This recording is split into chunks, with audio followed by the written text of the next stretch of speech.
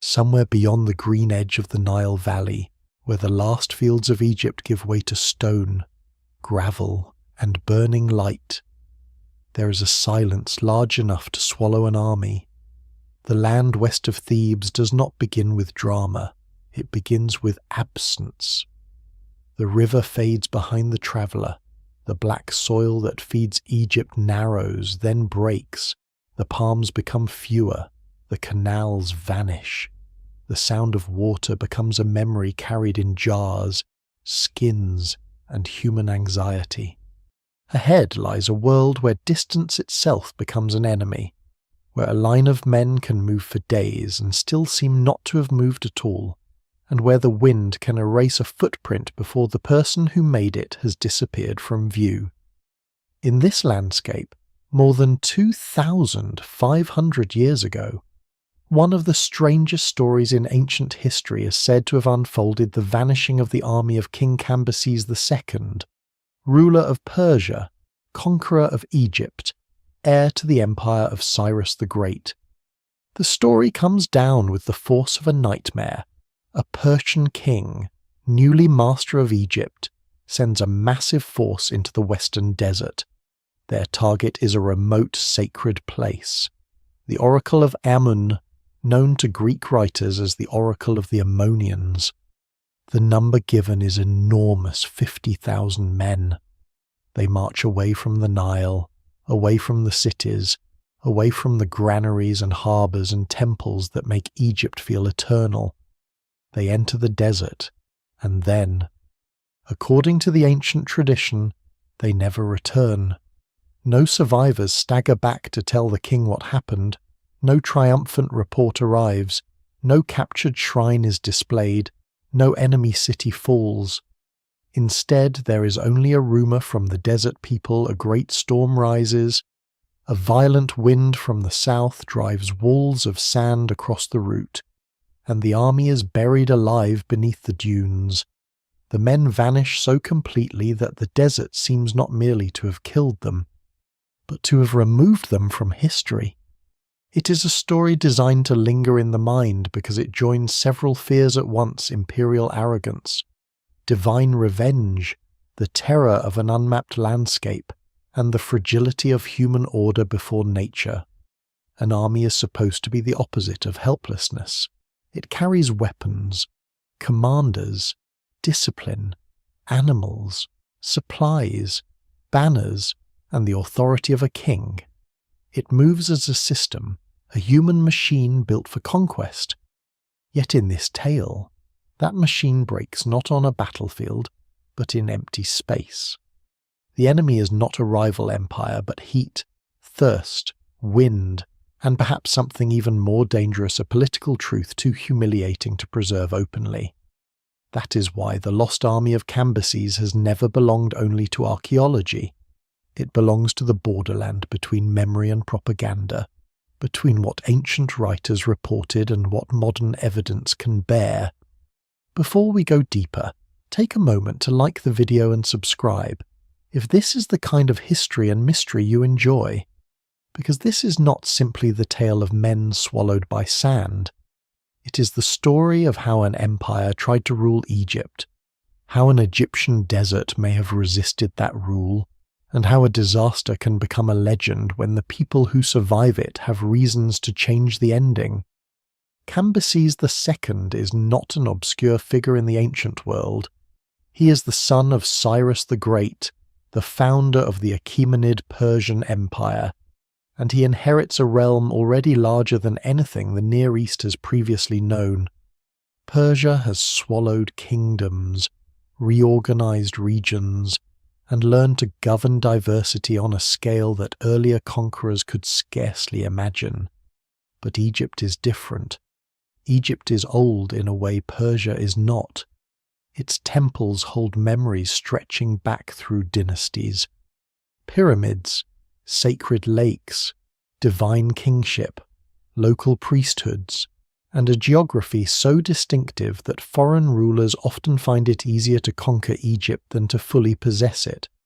When Cambyses invades in the 6th century BCE, he does not simply take another province.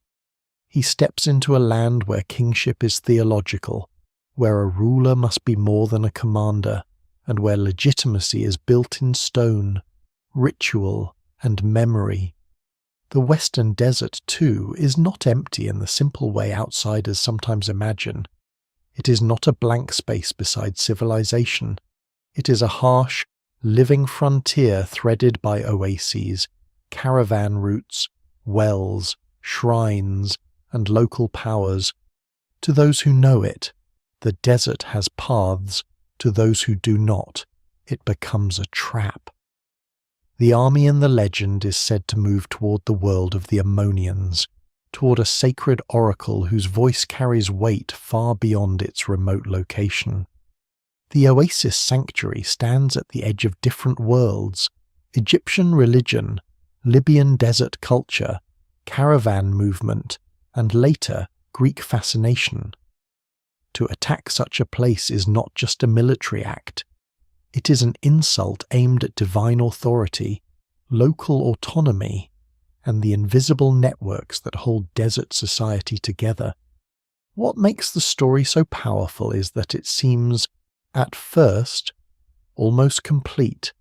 A king gives an order, an army marches, a storm rises, the army disappears. Yet the closer one looks, the more uncertain the ground becomes. The evidence remains incomplete. The ancient account survives through a Greek historian writing decades after the events, drawing on reports, local traditions, political memories, and stories already shaped by repetition. Herodotus preserves the tale with vivid force, but he also writes in a world where moral patterns matter. Proud kings are punished. Sacrilege invites disaster. The desert becomes an instrument of fate. Modern scholars still debate how much of the account reflects a real military expedition, how much reflects Egyptian or Greek hostility toward Cambyses, and how much may have been transformed by later attempts to explain a military failure that Persian power did not want remembered. That uncertainty does not weaken the mystery. It deepens it. If the soldiers were truly buried by a sandstorm, then somewhere beneath the western desert may lie one of the most dramatic military graves of antiquity. If they were not, then the mystery becomes more human and more political. Perhaps the army was not marching where later readers assumed it was marching. Perhaps its target was not Siwa, but another oasis closer to the southern routes. Perhaps the force was smaller than the legendary number suggests. Perhaps it encountered not a wall of sand, but a rebellion. Perhaps it was defeated, scattered, or absorbed into a conflict that later imperial memory preferred to disguise as an accident of nature.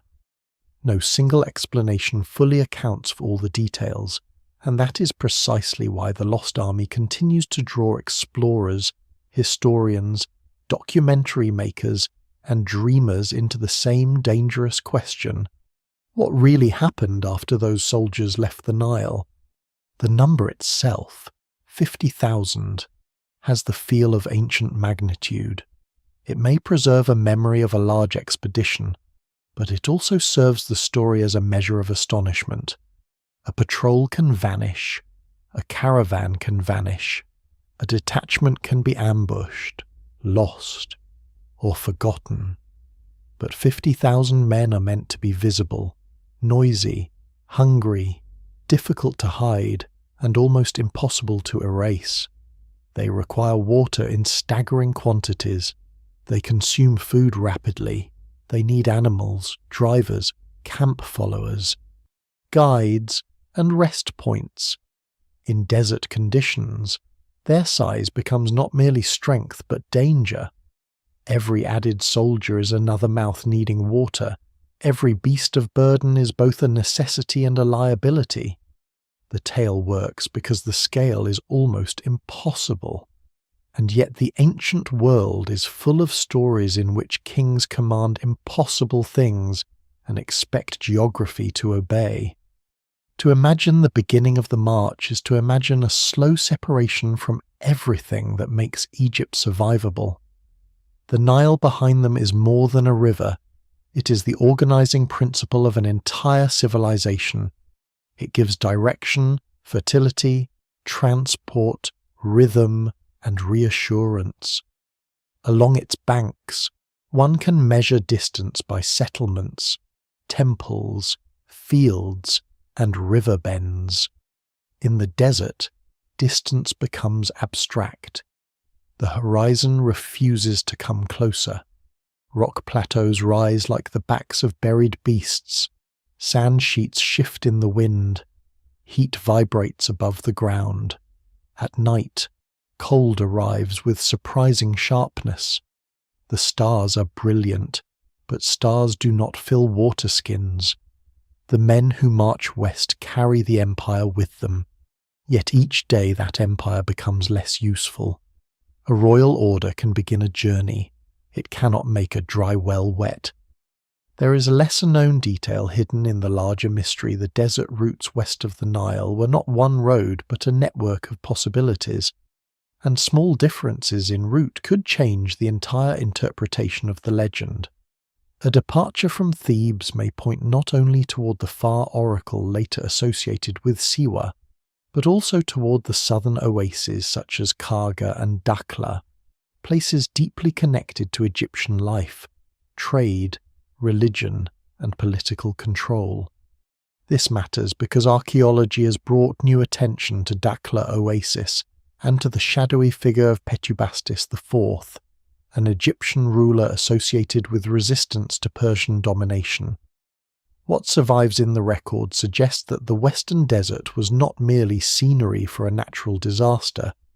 It may have been a contested political landscape, where the fate of Cambyses' men was tied to rebellion, legitimacy, and the struggle to control Egypt after conquest.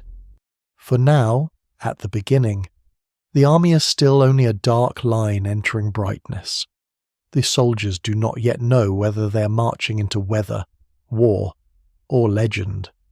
Their commanders trust maps that may be partial, guides who may or may not be loyal, and supply plans that must survive a landscape indifferent to rank. Behind them, Cambyses holds Egypt by force, but force is never the same as peace.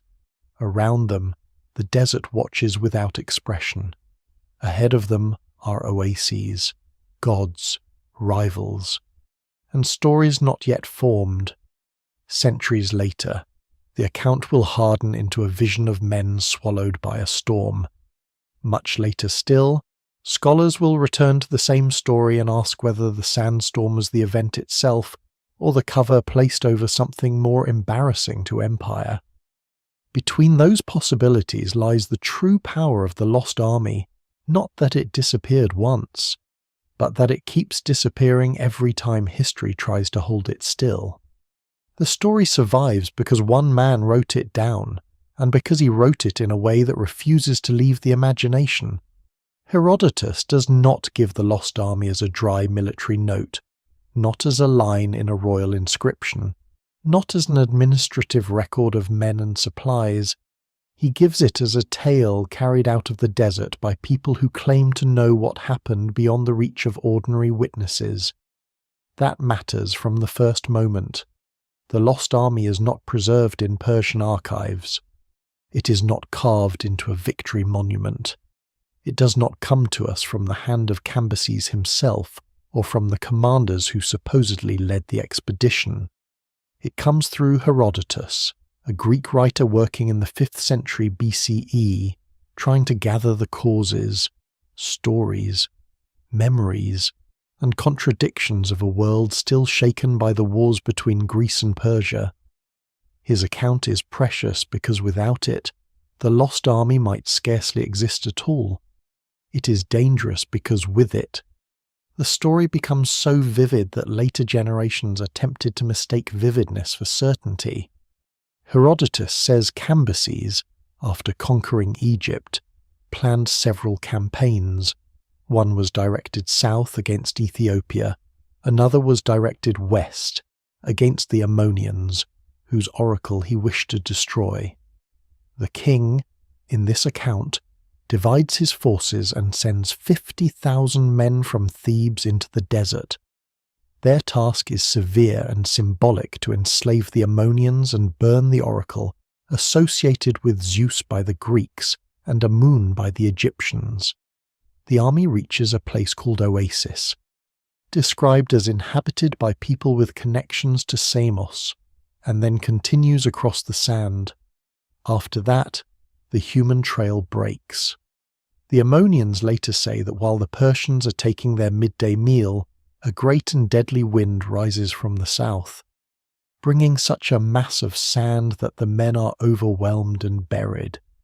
The army disappears under the desert, and Cambyses' command becomes one more act of royal violence, answered by a world beyond royal control.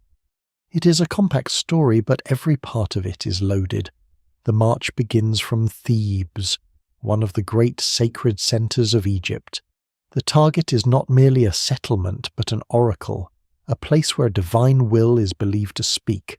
The army moves westward, away from the Nile into a zone that most Greek readers would have found eerie, distant, and semi-mythic.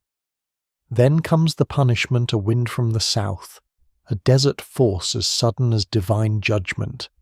Herodotus does not need to add much more. The moral rhythm is already clear.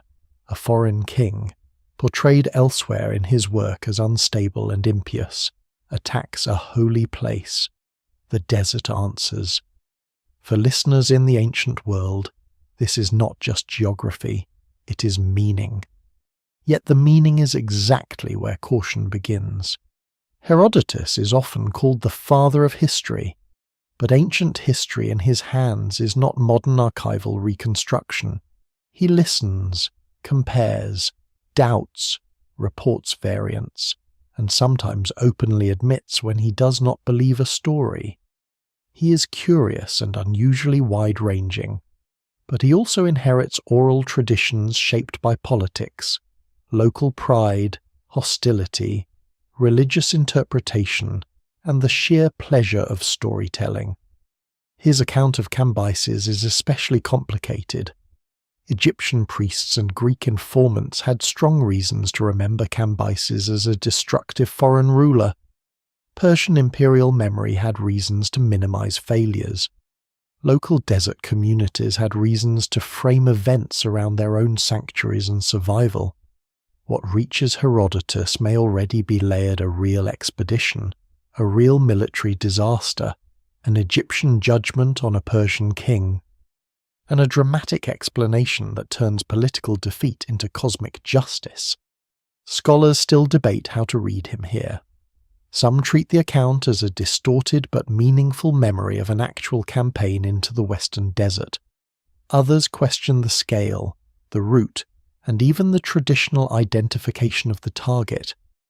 The number 50,000 is not impossible in the abstract for a great empire, but in the western desert it becomes almost suspicious because of what such a force would require. The water alone would be a crisis. Pack animals would need water. Men would need water. Guides would have to know wells and halting places. Any force large enough to terrify an oasis would also be large enough to endanger itself through its own demands. Ancient authors often use large numbers to signify power, catastrophe, or moral grandeur. And while this does not mean the number is invented, it does mean it cannot be accepted without question. Even the place called Oasis in Herodotus is more intriguing than it appears. Later readers often imagine the army setting out towards Siwa, the famous oracle in the far northwest of Egypt, known in Greek tradition as the Oracle of Amun. But the route from Thebes complicates that picture.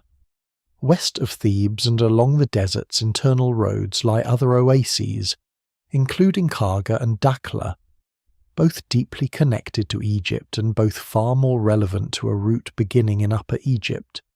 Herodotus' description of an inhabited oasis reached before the army vanishes may refer to one of these places rather than a simple stepping stone towards Siwa. A lesser-known but important point is that the Western Desert was not understood by ancient travellers as a single empty field. It contained named regions, communities, fortified points, wells, cultivated depressions, and routes whose meaning changed depending on whether one approached from Memphis, Thebes, Cyrene, or the Libyan world. A shift of route is not a small correction. It can transform the entire story. This is where modern archaeology has unsettled the old image. The traditional version imagines the army buried somewhere on the way to Siwa, perhaps under dunes that have wandered for 25 centuries. It is a haunting image, and it has inspired expeditions and sensational claims, but the evidence remains incomplete. No securely identified mass grave of Cambyses' soldiers has been found. No confirmed field of Persian weapons, armour, animal remains. And equipment has been demonstrated in a way that satisfies careful archaeological standards. Reports have appeared from time to time, sometimes describing bones, metal objects, or traces of an ancient military disaster. But the more dramatic the claim, the more necessary the caution. The desert can preserve, but it can also deceive. A scattered object is not an army. A human bone is not a historical event. A romantic landscape can make almost any fragment seem like the answer to a famous mystery. Herodotus, then, becomes both the doorway and the problem. Without him, there is little reason to search for the vanished army. With him, the search is shaped by a narrative that may have compressed, redirected, or moralized events. Modern historians must ask uncomfortable questions that the legend itself does not answer. Who told Herodotus the army was buried by sand? What did the Ammonians gain by preserving that version? Did Egyptian rebels reshape the tale?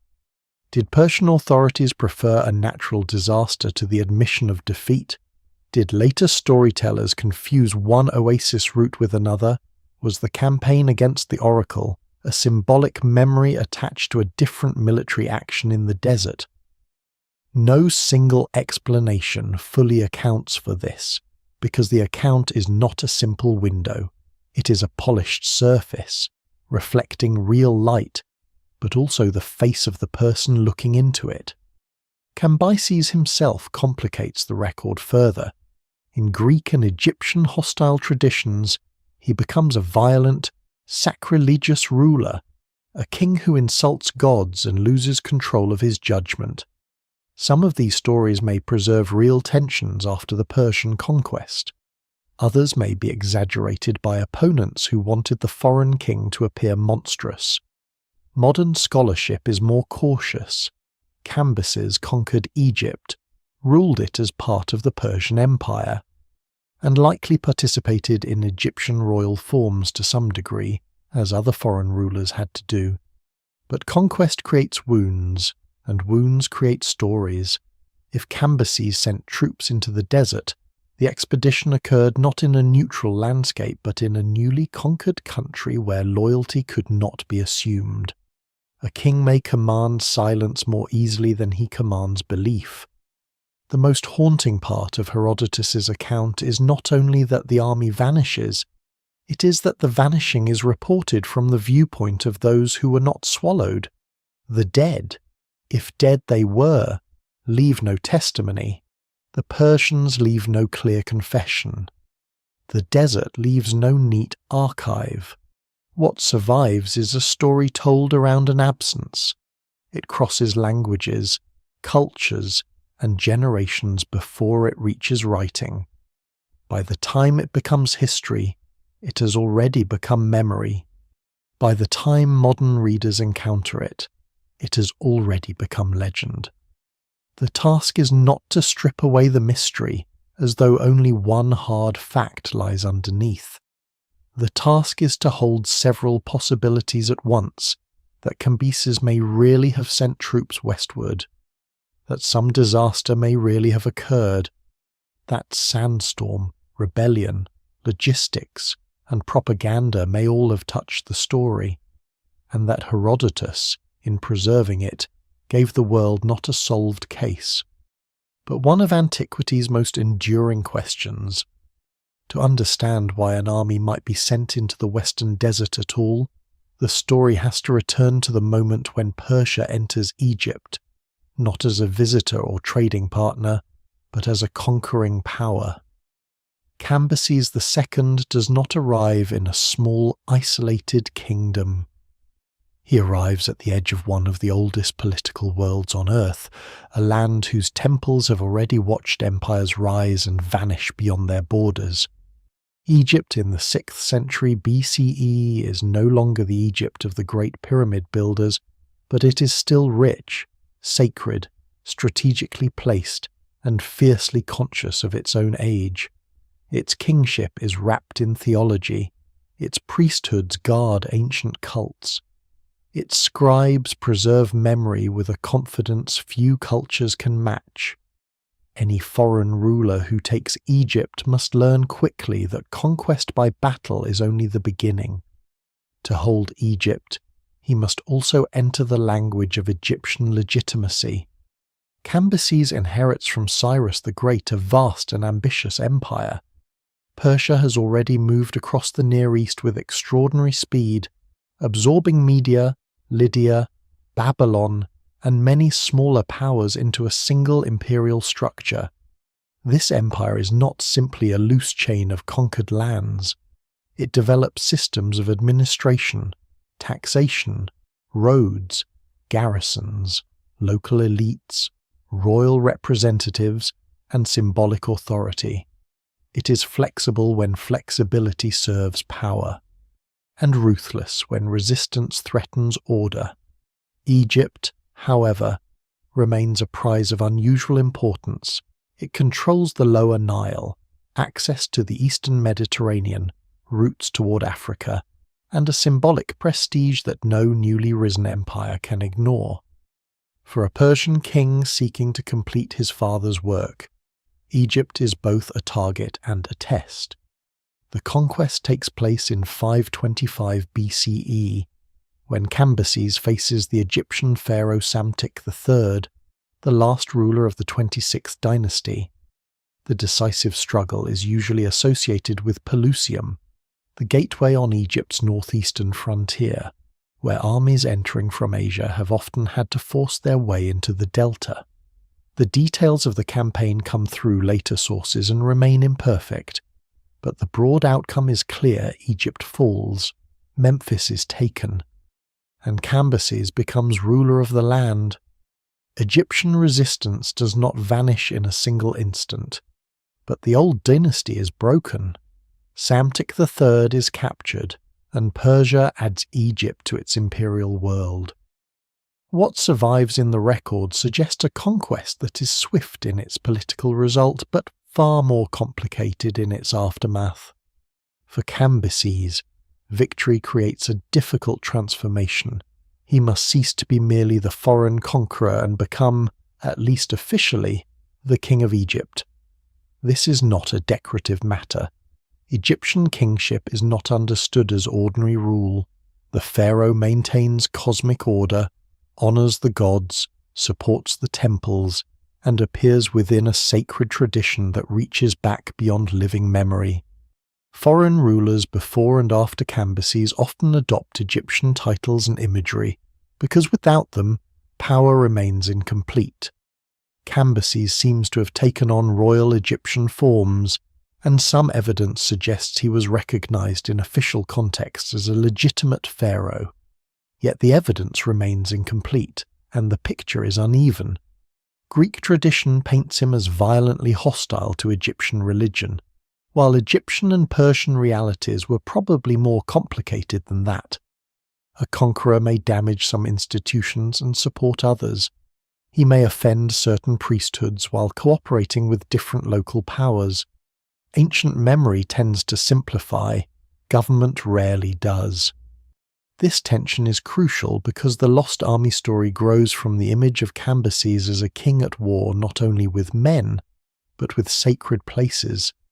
In Herodotus's account, he is restless after the conquest, planning campaigns in several directions as though Egypt is a platform from which imperial will can be launched into every surrounding desert and kingdom. He wants to strike south toward Ethiopia. He wants to strike west toward the Ammonians. He wants, in the most dramatic version, to burn an oracle. The story fits a wider portrayal of Cambyses as excessive, impious, and unstable. But modern historians have to handle that portrait carefully. Hostile traditions may preserve genuine resentment, but they may also turn political opposition into moral biography. A failed expedition can become proof of madness. A logistical mistake can become divine punishment. A rebellion can be rewritten as sacrilege answered by sand. Egypt after the Persian conquest is not a passive landscape. It contains old loyalties, regional identities, temple networks, and local elites who may cooperate with Persia when it protects their interests and resist when it threatens them. The Nile Valley itself is a corridor of power, but Egypt's wider world includes deserts, mines, borderlands, and oases. These places matter more than they first appear. The Western Desert oases are not ornamental dots on the edge of civilization. They are agricultural pockets, religious landscapes, military stations, and route hubs. Whoever controls them can influence movement, refuge, taxation, communication, and rebellion. A Persian king ruling Egypt cannot simply ignore them. The desert is not outside politics. It is where politics becomes harder to see. One lesser-known detail is that Egyptian oases such as Dakhla and Karga are deeply tied to the Nile world, not isolated fantasies of remote sand. They have long histories of settlement, cultivation, temple activity, and administrative importance. They also sit along routes that allow movement away from the river, routes that can support caravans and small military forces, but punish miscalculation severely. If resistance to Persian rule develops in or around these oases, then a Persian expedition westward may not be an irrational attack on a distant oracle alone. It may be part of the hard work of securing a conquered country. The later legend may remember a sacred target, but behind the sacred language there may be a strategic problem. Egypt is not fully pacified. Cambyses' position is made more fragile by the nature of imperial distance. The Persian heartland lies far away. Orders travel across enormous spaces. Governors and commanders must act locally while still representing the king. In Egypt, Persian authority depends on garrisons, collaborators, administrators, and the ability to prevent revolt before it gathers symbolic force. A claimant with pharaonic legitimacy, even if regionally limited, is more dangerous than an ordinary rebel because he offers Egyptians not only resistance, but an alternative order. This is where the later theory connected with Petubastis IV becomes so important. If a native Egyptian ruler or rebel authority asserts power in the Western Desert after Cambyses' conquest, then a military disaster there would be politically explosive. It would mean that Persian control of Egypt is weaker than imperial image admits. None of this proves that the lost army was defeated by rebels. Scholars still debate the evidence, the chronology, and the scale of the events, but it changes the atmosphere of the story. The army no longer marches through an empty stage toward a purely mythic doom. It moves through a newly conquered land where roads, wells, temples, and loyalties matter. It carries the burden of an empire trying to make victory permanent. It may be headed toward a sacred enemy, a political enemy, or both at once. The command to march west becomes less like a mad king's gesture and more like a dangerous imperial calculation made in a country that does not yet accept its conqueror quietly. This also explains why a disappearance could become more than a military loss. Empires depend on the appearance of inevitability. They want conquered peoples to believe resistance is useless, that royal power reaches everywhere, that even remote settlements must bow. But a lost army breaks that image. If thousands of Persian soldiers vanish in Egypt's desert, whether by storm, thirst, ambush, rebellion, or some combination of causes, the event becomes a wound in the story Persia wants to tell about itself. A sandstorm, by contrast, is almost convenient. It is terrible, but it is not dishonourable in the same way. Nature can be blamed where politics must not be named. The desert can become a veil over defeat. So Persia enters Egypt with banners, horses, royal ambition, and the administrative genius of a rising empire. But Egypt receives it with older memories and deeper roots. Cambyses can take Memphis, he can wear the titles, he can command men to march westward. Yet beyond the river's protection, the old certainty of imperial power begins to thin. The lost army legend waits there, in the space between conquest and control, where a king's order meets a landscape that has never cared about kings. The sacred target at the heart of the legend is more than a remote shrine lost among palms. To understand why Cambyses' alleged order carries such weight, the desert oracle must be seen as ancient people saw it not as a curiosity on the edge of the map, but as a place where divine authority, local independence, and political legitimacy meet in a landscape that seems designed to protect secrets. The Greeks later call it the Oracle of Amun, identifying its god with Zeus. Egyptians connect it with Amun, the great hidden god whose cult is deeply tied to Thebes, kingship, and the divine breath behind visible power. In the desert, far from the Nile's temples and processions, Amun's presence takes on a different atmosphere. The god is not enthroned in the crowded sacred geography of the river valley. He is approached through distance, thirst, and uncertainty. Siwa Oasis, the most famous place associated with the oracle, lies far to the west, closer to the Libyan world than to the main centres of the Nile. To reach it from Egypt is to cross a psychological boundary as much as a physical one. The oasis is not a city in the ordinary imperial sense. It is a pocket of life held inside a vast geography of danger. Springs rise there, palms grow there, people cultivate, trade, worship, and remember. The contrast is almost theatrical, but it is not fantasy. After days of stone, sand, glare, and dryness, an oasis becomes a miracle made practical. Water is not symbolic first, it is survival. Only after survival does it become sacred. This is one reason desert sanctuaries can hold such power. They appear where life itself seems improbable. For a king like Cambyses, an oracle outside direct control is not merely a religious inconvenience. It is a rival voice. In the ancient world, political power and sacred approval are rarely separate. Kings do not rule only by armies. They rule by omens, priesthoods, rituals, ancestry, divine favour, and the carefully managed belief that their authority belonged within the order of the cosmos. Egypt makes this especially clear. A ruler who cannot persuade the temples, or at least manage them, stands on unstable ground, a distant oracle with prestige among Egyptians, Libyans, Greeks, and desert peoples can become a symbolic threat because it offers judgment from beyond the palace. It can bless, condemn, legitimize, or unsettle. It can turn geography into resistance.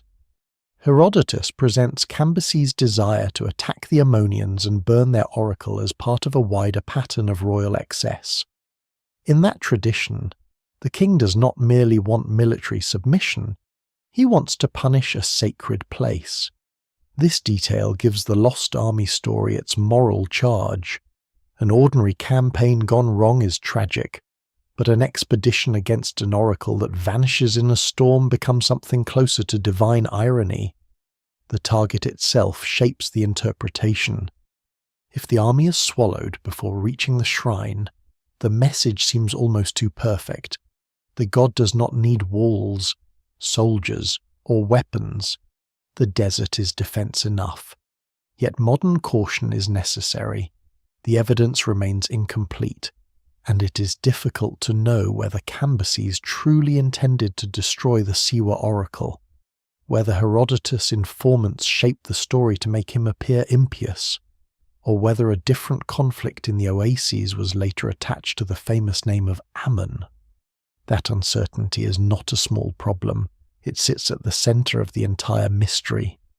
The Oracle of Amun was famous enough to attract stories, and famous places often gather events that originally belonged elsewhere. Later generations understand the desert through the sacred landmark they know best. A lost Persian force in the western desert can be remembered as an expedition against Amun, even if its actual route, political purpose, or battlefield was more complicated. Scholars still debate whether the traditional Siwa-centered reading is the best explanation. If a force marched from Thebes, the route may point more naturally toward the southern oases, especially Karga and Dakhla, before any larger question of Siwa arises. But the power of the oracle in the story remains essential because it explains why the disappearance felt meaningful. The army was not imagined as vanishing while chasing grain or taxes. It vanished on the way to confront a divine voice. A lesser-known feature of the oracle's world is its deep connection to movement across cultures. Siwa and the surrounding desert regions are not cut off from history. They're connected by caravans, traders, guides, pastoral groups, envoys, and rumors. News crosses deserts differently than it crosses rivers, but it crosses all the same. The people who live in and around oases often know more about imperial edges than imperial centers know about them. They understand wells, seasonal movement, safe approaches, dangerous ground, and the politics of hospitality. To outsiders, the desert looks empty. To those who inhabit it, it is mapped by memory. This gives desert communities a quiet advantage over large invading forces. They may not match an empire in open battle, but they can control knowledge the empire desperately needs. The oracle's later fame makes the story even richer. Nearly 2 centuries after Cambyses, Alexander the Great will cross the desert to consult the Oracle of Amun, seeking a kind of sacred recognition that ordinary conquest cannot provide. That later journey belongs to a different age, but it reveals the enduring prestige of the sanctuary. Alexander, who has already defeated Persian power in Egypt, still chooses to enter the desert and submit himself to the authority of a remote god. The contrast is striking. Cambyses, in the hostile tradition, sends an army to destroy or subdue the oracle and loses it. Alexander approaches the oracle and gains a form of legitimacy that expands his myth. Whether the symmetry is historical, literary, or partly invented by memory, it shows how ancient people understood the desert shrine as a place where rulers are measured. For Cambyses, the oracle's autonomy would have been intolerable if it openly resisted Persian rule. But attacking such a place could be dangerous in ways that do not appear on a military inventory. Sacred violence has consequences in memory. A king who harms a shrine may frighten some people into obedience, but he may also give enemies a story that outlives his army. If a campaign against the Ammonians failed, the failure would not be interpreted merely as poor planning. It would become proof that the god had answered. If a campaign was actually fought against rebels in the Oasis region, attaching it to an oracle would make the event easier to remember and harder to separate from divine judgment. This is how history and legend can grow together, like roots around a buried stone. The Oracle, Thenia, stands at the midpoint between the known and the unknown. It is real enough as a sacred institution, famous enough to shape political imagination, and remote enough to be surrounded by uncertainty. It gives the story direction. It gives Cambyses a motive that sounds both strategic and sacrilegious. It gives the desert a voice, but it also warns against simplicity. The lost army may have marched toward Siwa, or toward another oasis connected in later memory with Amun. It may have sought to break a sacred power, or to crush resistance in a region where sacred power and politics were inseparable. What survives in the record suggests that the oracle mattered not because it was isolated from empire, but because it stood exactly where empire became uncertain, beyond the Nile, beyond the reach of easy supply, beyond the comfort of official titles. A god of the desert waited inside a ring of palms and salt lakes, and somewhere on the road toward that waiting presence, Cambyses' men began to pass from history into legend. The army, in the ancient account, leaves from Thebes, and that single detail changes the feeling of the whole story. Thebes is not merely a convenient starting point on a map. It is one of the great sacred cities of Egypt, a city of temples, processions, priesthoods, tombs, and memories older than the Persian Empire itself. To stand there in the 6th century BCE is to stand among the ruins and living institutions of immense Egyptian time. The great temple complexes on the east bank, the necropolises across the river, the cliffs and desert paths behind them, the cult of Amun still echoing through ritual and stone. All of it makes Thebes a place where royal power is measured against something deeper than conquest. If Cambyses sends men westward from here, they are not departing from an ordinary garrison town. They are leaving one of Egypt's spiritual centers to march toward another form of sacred authority hidden in the desert. The Nile world does not release them all at once. The first stage of such a movement would pass through a zone of transition, where cultivated fields give way to desert tracts, where the last villages and storehouses become desperately important, where commanders check water skins, animals, loads, guides, and timing. A soldier in the line may still see green behind him. He may still smell mud, animals, smoke, grain, and river plants. But every hour westward weakens that connection. The great river, which has carried Egypt's life for thousands of years, becomes a rumour behind the back. Ahead lies a land where the rules are different. Men trained for battle can learn quickly that their enemy is not always a person holding a weapon. Sometimes it is the interval between wells. Sometimes it is a guide who misjudges a route. Sometimes it is the heat rising from pale stone before noon, turning armour, leather, and skin into burdens. Herodotus' version is spare. The force is detached from Cambyses' main army, ordered to enslave the Ammonians and burn the oracle, then sent across the desert. It reaches a place called Oasis, said to be 7 days' journey from Thebes across sand, and from there it continues onward. Ancient travel distances are never as exact as modern readers might wish.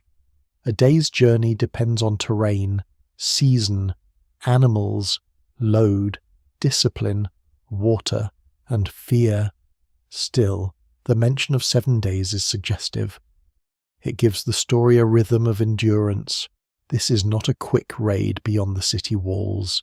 It is a sustained move into the western desert, long enough for supplies to matter, long enough for mistakes to accumulate, long enough for the mental weight of emptiness to begin working on the men.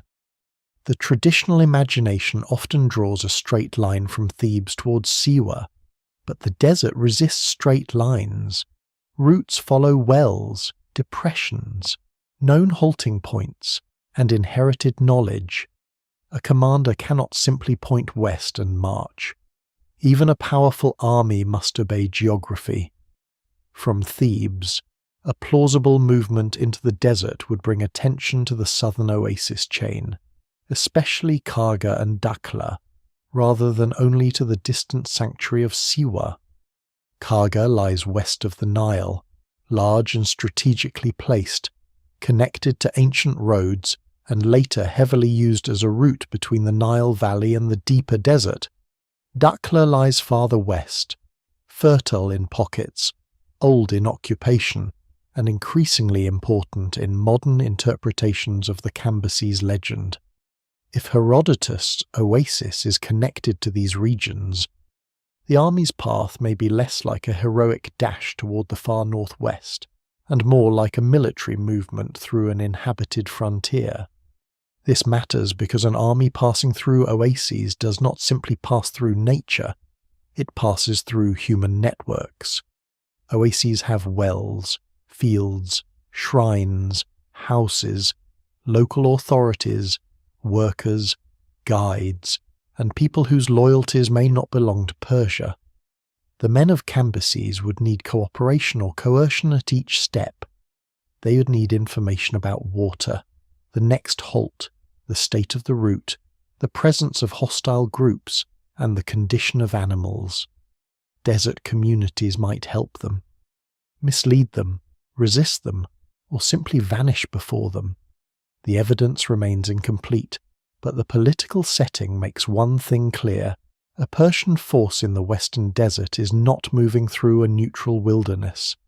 It is moving through a landscape where knowledge is power, and knowledge may be withheld.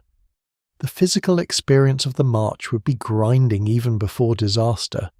The men would rise early to take advantage of cooler hours. Loads would be distributed and adjusted. Animals would be checked. Water containers would become objects of almost sacred importance. A damaged skin, a spilled jar, a lame pack animal, or a wrong estimate could ripple through the whole force. Marching men kick dust into the faces of those behind them. Sand works into sandals, clothing, eyes, and food. Metal fittings heat in the sun. Breath dries the throat. The body begins to measure the world by water remaining, not by distance travelled. In an army of any real size, discipline must fight thirst long before soldiers fight an enemy. There is also the matter of sound. Large armies are noisy in settled land. They creak, shout, argue, chant, curse, and move with the uneven rhythm of animals and men. In desert space, that sound becomes strange. It spreads and dies quickly. A column can feel immense to those inside it, and insignificant against the horizon. At night, the camp would be a temporary island of human order fires if fuel is available. Animals tied, guards posted, commanders speaking quietly. Men lying under a sky so clear it can feel almost hostile. The stars may guide, but they also emphasize distance. A soldier from Persia, Babylon, Phoenicia, or Egypt may find himself in a landscape that makes imperial identity feel thin. The king's command remains real, but the king is far away. The desert is immediate. A surprising detail often overlooked in retellings is that the alleged army would likely not have been purely Persian in the narrow ethnic sense. Achaemenid armies are imperial formations. They draw on many peoples, regions, skills, and forms of service. Some men may be Persians or Medes. Others may come from lands already under Persian rule. Still others may be local Egyptian personnel, guides, labourers, or support workers compelled or contracted into service. The phrase Cambyses' army creates a simple image, but the human reality may have been mixed, multilingual, and unevenly loyal. Such diversity can be a strength in empire, but in a desert crisis it can also complicate command. Orders must travel through languages. Trust must survive fear. Rumour can move faster than officers. The deeper the force goes, the more dependent it becomes on points of life separated by enormous emptiness. An oasis is not merely a pleasant stop, it is a hinge between survival and collapse. If the army reaches one oasis safely, the next question begins at once: how far to the next water? How much can be carried? Whether the route is secure, whether guides agree, whether scouts return. A mistake made at an oasis may not reveal itself immediately. It may reveal itself 2 days later, when the expected well is dry, when the path divides, when animals begin to fail, when the wind shifts and the horizon becomes unreadable. Desert disasters often do not begin with a dramatic storm. They begin with arithmetic turning against the living. And yet, in the legend, the men continue. They leave the known halting point and march toward the Ammonians. Perhaps they believe the hardest part is behind them. Perhaps they know the dangerous crossing is just beginning. Perhaps the route is familiar to their guides, but not to their commanders. Perhaps hostility waits ahead. What survives in the record suggests movement, then silence. The army exits the world in which reports can be checked and enters the world in which stories take over. Behind them stands Thebes, with its temples and royal memories.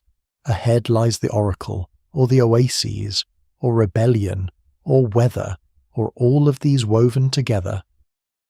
The line of soldiers grows smaller in the great light. The footprints remain for a little while. Then the wind begins its patient work. Beyond the Nile, the world changes its laws. Egypt, seen from the river, can appear almost impossibly generous fields renewed by flood, villages tied together by water, boats moving where roads are unnecessary, temples rising from cultivated land as if the whole country has been arranged for human life. But the western desert is Egypt's other face. It is not generous. It does not organize itself around people. It does not offer a traveller many chances to correct a mistake. Once the army moves away from the Nile's green spine, every decision begins to narrow around a few brutal necessities: water, direction, timing, shade, and the strength of animals. In such a place, power becomes physical. Rank matters less than thirst. Courage matters less than a full water skin. A commander may still speak in the name of Cambyses, but the desert answers in older terms. The first danger is not always heat in the dramatic sense. It is dryness. The desert pulls moisture from the body quietly, steadily, almost politely at first. Sweat may vanish before a man notices it, evaporating so quickly that the skin does not feel wet. The throat tightens, lips crack, salt gathers on clothing. The eyes sting from dust and glare. A soldier carrying equipment across stone and sand may not understand how much water he is losing until his strength begins to fail. In the Nile Valley, thirst can be answered. In the desert, thirst becomes a calculation made hours or days in advance. By the time a man is desperate for water, the real mistake may already be far behind him. For an army, the problem multiplies beyond ordinary human scale. One traveller can ration, a caravan can plan carefully, a large military force, especially one counted in the tens of thousands by tradition, becomes a moving crisis. Men need water to march, but so do the animals carrying water, grain, tents, tools, and weapons. The more supplies the army carries, the more animals it needs. The more animals it brings, the more water must be found. The calculation folds back on itself until size, which should mean strength, begins to behave like a weakness. This is one reason modern scholars treat the number 50,000 with caution. The figure may preserve the idea of a great expedition, but the logistics of moving such a force deep into the western desert are forbidding. No single explanation fully accounts for the story, but the scale alone warns that the legend may have magnified a real disaster into something nearly mythic.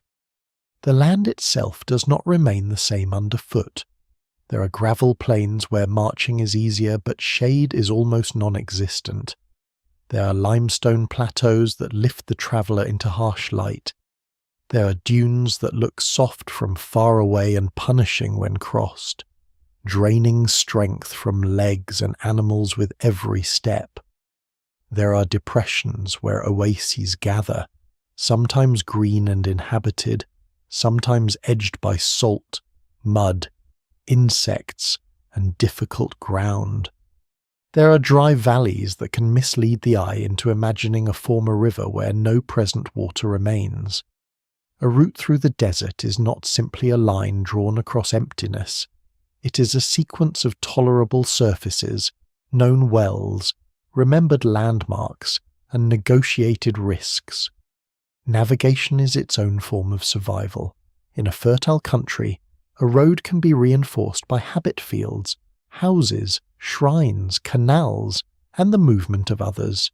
In the desert, a path may be marked by cairns, old tracks, horizon features, stars, wind patterns, or the knowledge of guides who have inherited the route from earlier travellers.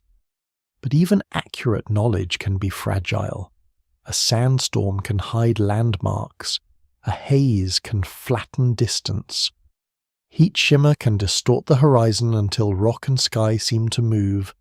At night, stars can help direction, but night movement risks broken footing, scattered animals, and loss of cohesion. If guides disagree, or if commanders distrust them, the army can become trapped between authority and expertise. The man with the royal order may not be the man who knows where the next water lies. There is a lesser-known truth about deserts that often disappears in dramatic retellings. They are not always seas of sand.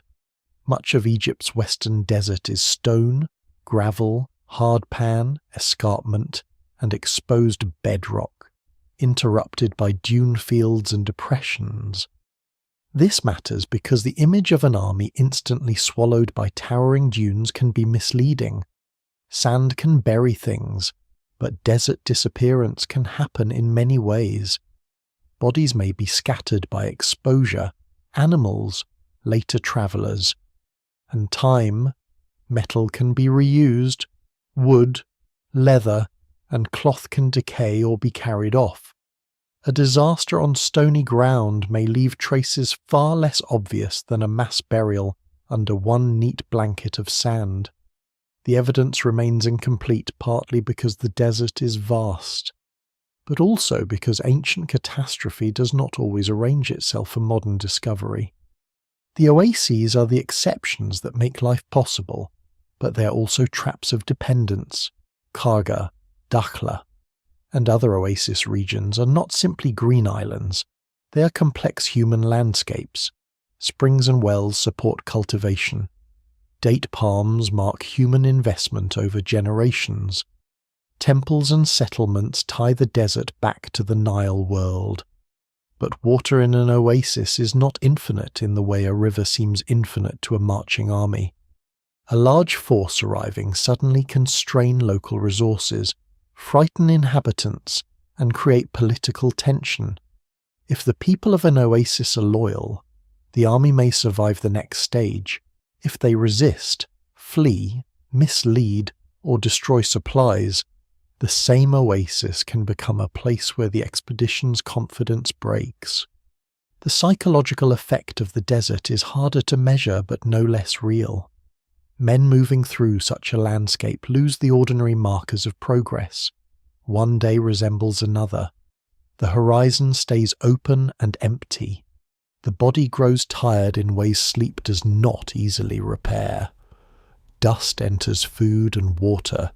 Small discomforts become obsessions. A commander may try to maintain formation and morale, but rumour is difficult to stop when the world itself feels hostile. A dry well ahead, a missing scout, a dead animal, a guide's hesitation, a sudden change in wind. Any of these could move through the column faster than official reassurance. An army is a structure made of discipline, but discipline is made of bodies, and bodies have limits. This is where the sandstorm tradition becomes believable in emotional terms, even if scholars question it as a complete historical explanation. Desert winds can be terrifying. Fine dust can turn day into a dim red or yellow gloom. Sand can sting exposed skier, fill eyes, choke breath, and force men and animals to crouch or collapse. A severe storm can separate groups, hide landmarks, and ruin supplies. It can make a known route unknown within minutes. But whether a single storm could bury an entire army of the size Herodotus reports is another matter. Modern caution does not require dismissing the danger of storms. It requires separating the real violence of desert weather from the literary perfection of a whole imperial force erased at one stroke by divine wind. The deeper possibility is that several dangers work together. A force may have been smaller than the legendary number, but still large enough to be vulnerable. It may have misjudged water. It may have been delayed by resistance. It may have suffered from heat, disorientation, and failed supply. It may have encountered hostile forces near an oasis. A storm may have struck not as the sole cause, but as one more disaster in a chain already tightening. What survives in the record suggests a vanishing, but it does not tell us whether the vanishing happened in one overwhelming moment or through a sequence of errors, fears, and defeats later compressed into a single unforgettable image. By now, the army has crossed more than geography. It has crossed from the ordered world of imperial intention into the harsher world of dependence. Every step westward makes Cambyses smaller and the desert larger. The men still carry weapons, but weapons do not open springs. They still carry the authority of Persia, but authority does not steady a compass of stars behind blowing dust. The Nile has become distant enough to feel like another life. Ahead, somewhere, are the oases, the Oracle. Perhaps rebellion, perhaps only more light and silence. Around them stretches a landscape that does not need to hate them in order to destroy them. It needs only to remain itself. To call the vanished force a Persian army is useful, but it can also hide the complexity of what such an army may have been. The Achaemenid Empire is not a small kingdom sending one uniform people into war. It is an imperial system stretched across languages, climates, traditions, and older conquered lands. Its armies can draw on Persians and Medes, but also on Babylonians, Egyptians, Phoenicians, Syrians, Anatolians, and many others depending on the campaign, the region, and the needs of the king. In royal imagination, this diversity is a sign of power. Many peoples move beneath one command. Many lands feed one army. Many skills serve one throne. Yet in the western desert, that same imperial breadth could become fragile. A great army is not only men with weapons, it is a moving arrangement of trust, food, animals, orders, local knowledge, and obedience. Remove the road, remove the river, remove easy supply, and the war machine begins to show its seams. The Persian military system is famous for its scale and organization. The empire knows how to move forces across great distances, how to use roads and relay systems, how to gather tribute and resources from different provinces, and how to place garrisons where authority must be watched closely. Its kings inherit and improve traditions from the older Near Eastern empires they conquer. They understand that soldiers alone do not hold an empire. administrators, scribes, storehouses, local elites, tax systems, and communication routes are part of the same structure. A royal order can travel farther in Persia's world than in almost any previous empire, and when conditions are favourable, that order can produce astonishing results. But the Western Desert is not favourable in the ordinary imperial sense. It has no continuous line of fields. It has no river road. It has no abundant pasture waiting at each halt. The army that leaves Thebes carries not only weapons but the burden of its own survival. The fighting men themselves would likely have varied in equipment and role. Some may have carried spears, bows, shields, daggers, or short swords. Persian forces are often associated with archery, cavalry, and flexible formations.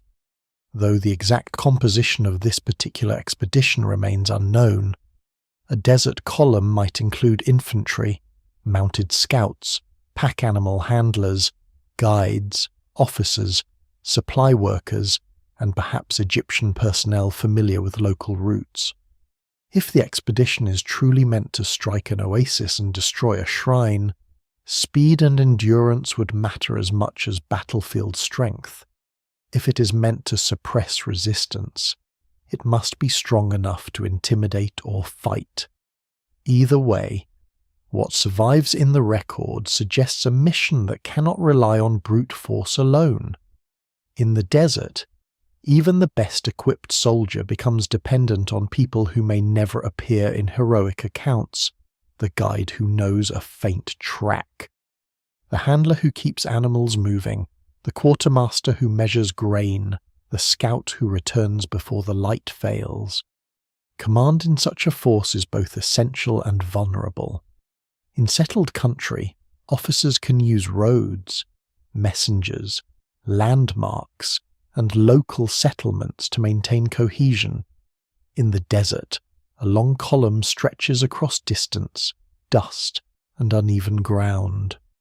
Orders must move from front to rear and back again. If the column is large, the men at the back may not know why the front has halted. If the front turns, the reason may not reach everyone clearly. If animals panic, if a water convoy is delayed, if scouts disagree, if a guide is accused of treachery, command begins to strain. A large army can win battles because it concentrates strength, but it can suffer disasters when strength is spread thin along a route that allows little room for error. The supplies are the real skeleton of the army. Grain must be carried or secured, water must be carried, found, or stored along the route. Animals need feed or grazing, and in barren stretches they depend on what the army brings: spare equipment, tools, medical care, tents or coverings, cooking vessels, and weapon maintenance all matter. Even if the expedition travels light, it cannot travel like a small band of desert specialists. Soldiers require regular intake, and an army that loses its rhythm can become desperate quickly. The evidence remains incomplete, but any reconstruction must begin with this hard fact: the desert does not defeat an army only by killing men directly. It defeats an army by attacking its system. It turns every logistical weakness into a moral and physical crisis. A lesser-known vulnerability of imperial armies is their dependence on cooperation from conquered or subject peoples. The Persians are skilled at using local structures rather than destroying everything and starting anew. This is one of the reasons their empire can grow so large. But in newly conquered Egypt, cooperation cannot be assumed. A local guide may serve Persia because it is profitable, because he is compelled, because his community has made an arrangement, or because resistance is too dangerous. That does not mean he is loyal in a deeper sense. An oasis official may provide supplies because the army is too powerful to refuse, while privately hoping the next stage of the march goes badly. Local knowledge becomes a political weapon, A wrong estimate, a delayed message, a withheld warning, or an ambiguous route could be as dangerous as open attack. If the force includes Egyptian auxiliaries or local workers, another tension appears. Cambyses rules Egypt, but Egypt has only recently fallen. Some Egyptians may accept Persian rule pragmatically, others may resent it, many may simply try to survive under the new order. In a desert expedition, such mixed loyalties matter. A soldier from the Nile Valley compelled into service may know that the land ahead belongs to communities with their own ties to Egyptian religion and politics. A commander from the Persian imperial structure may not fully understand the depth of those ties. The army appears united from a distance, but inside it may be full of invisible borders, language, status, origin, religion, and fear. The weapons carried into the desert also reveal the limits of military thinking. Spears, bows, shields, and armor are designed for human enemies. They are less useful against thirst, glare, heat, and sand. Armor protects the body in battle but burdens it under the sun. A shield can block arrows but not dehydration. A bow needs a target. A sword cannot cut a path to water. Even cavalry, so valuable in many campaigns, becomes complicated where animals must be watered and protected. Horses can offer speed, scouting, and prestige, but they also consume resources and suffer under harsh conditions. Pack animals are indispensable, yet each one adds another living dependency. The army's strength is therefore inseparable from its weakness. It can project violence, but only as long as the support system continues to breathe. This is one reason the Lost Army story has lasted so well. It reverses the usual confidence of empire. The Achaemenid state is one of the most formidable political creations of the ancient world. Yet the legend places its soldiers in a setting where imperial advantages shrink. The further they move from the Nile, the more the army becomes a body exposed. Its food, water, animals, and guides are its veins and nerves. Cut them, confuse them, exhaust them, or turn them against themselves. And the army can fail without ever facing a grand battlefield. Scholars still debate whether the disaster was natural, political, military, or a fusion of all three, but the Persian war machine gives the mystery its human scale. Those 50,000, or whatever the true number may have been, were not an abstract crowd. They were men organized by empire and undone, perhaps by the conditions empire could not command. By the time the force is deep in the desert, its fate depends less on royal ambition than on small practical things: the next well, the next guide, the next halt, the next animal still able to carry its load. The king who ordered the march is now a distant idea. The army itself is the reality, moving under a sky without mercy, surrounded by a landscape that turns logistics into destiny. If there is rebellion ahead, the men may not yet see it.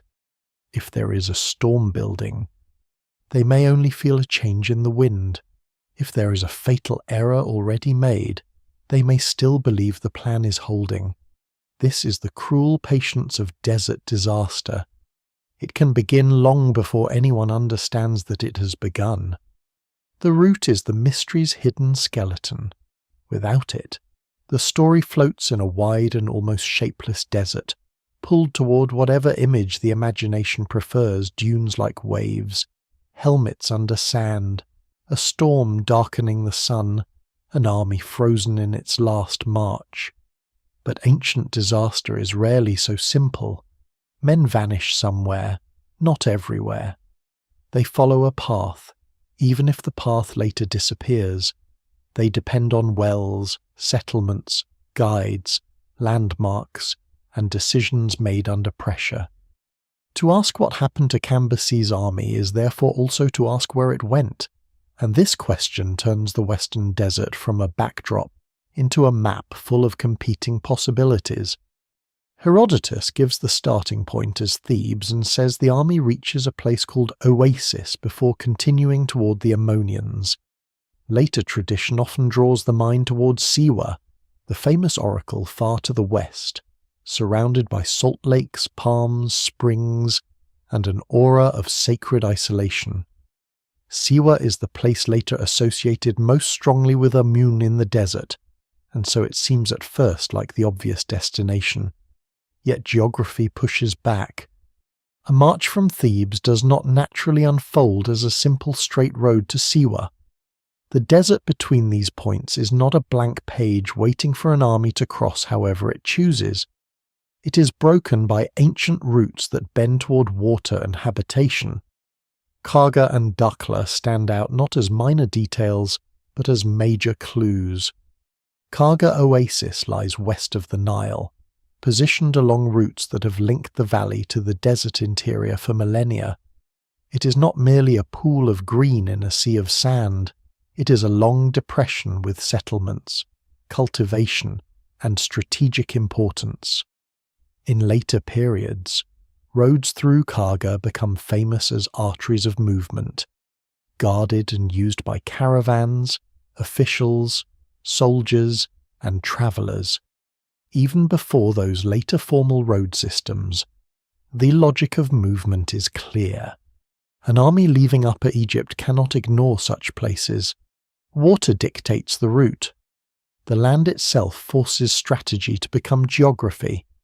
A force moving west from the Nile would need to pass through or near oasis zones where supplies could be gathered, guides obtained, and the next stage planned. Dakhla lies farther west, more inward, and in some ways more intriguing.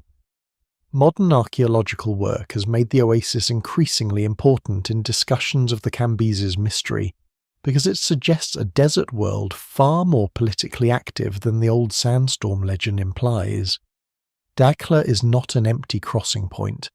It is a settled region, with long continuity, local institutions, and evidence of importance in the Persian period landscape. If a rebellion against Persian rule found strength in the Western Desert, Dakhla would not be an absurd place to look. It is remote enough to resist easy control, but connected enough to matter. It can shelter power that does not wish to stand exposed in the Nile Valley.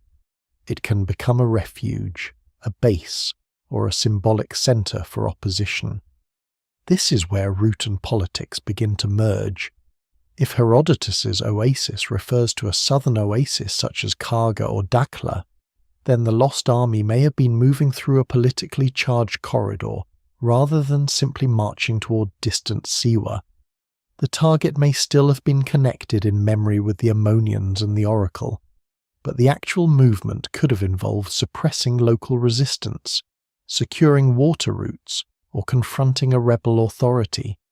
Scholars still debate the details, and the evidence remains incomplete, but the possibility changes the shape of the story. Instead of one doomed imperial column swallowed on the way to a shrine, there may have been a campaign into the oasis world of Upper Egypt, where sacred legitimacy and rebellion could be intertwined. The route to Siwa, by contrast, carries a different kind of drama. Siwa's remoteness makes it powerful in legend. To imagine the army pushing toward it is to imagine a long and punishing movement across enormous dry distances, where failure in water planning becomes fatal. The oracle sits far beyond easy reach, and that very distance makes an expedition against it seem like an act of imperial overconfidence. A king who has conquered Egypt now tries to extend command into a desert sanctuary protected less by walls than by space itself. In this version, the disappearance becomes almost symbolic. Persia's order dissolves as it moves farther from the river and closer to the god hidden in the oasis. Yet the Siwa-centered picture has practical problems. Large armies do not cross remote deserts by desire alone. They need stage supply, they need guides, they need reliable water, They need a reason to take the risk. If the force truly numbered 50,000, even temporarily, the route would have had to be carefully prepared or supported by local resources, and those resources were limited. This does not make the tradition impossible in every form, but it encourages caution. The number may be exaggerated, the destination may be simplified. The phrase Ammonians may have gathered more than one desert group or sacred association into a single label. Ancient geography, especially when filtered through foreign reports, can compress a wide and complicated region into a few memorable names.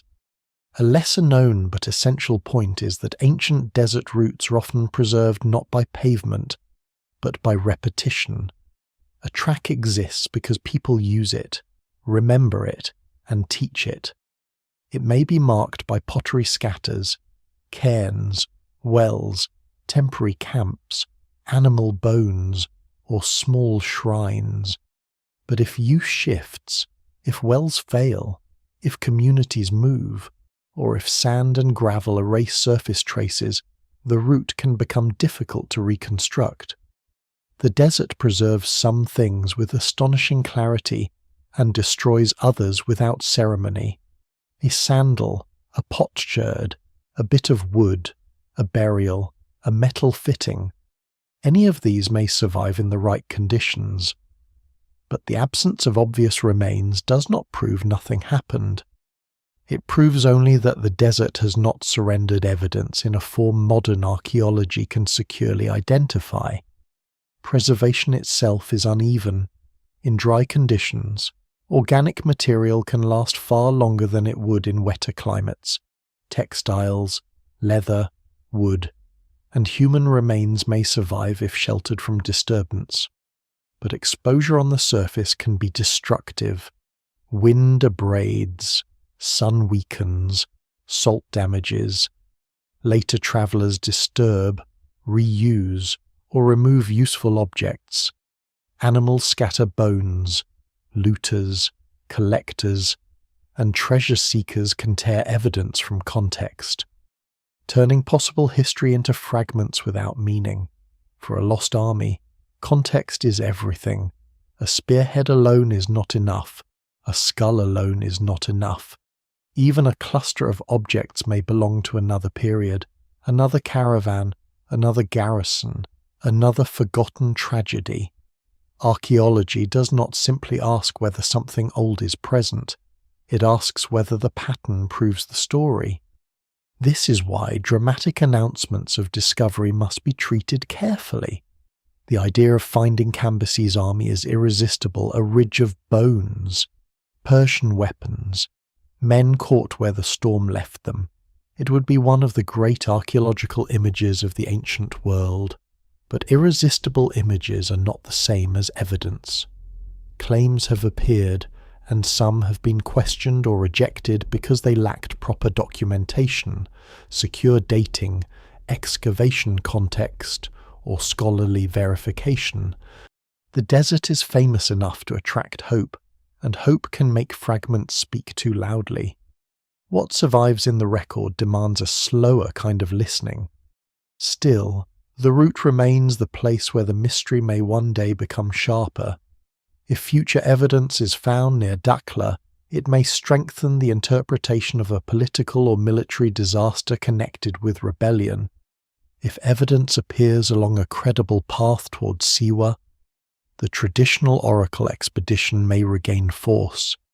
If scattered remains show signs of supply collapse, environmental exposure, or conflict, the story may divide into several causes rather than one. Even then, certainty may remain elusive. The lost army may not have died in one place.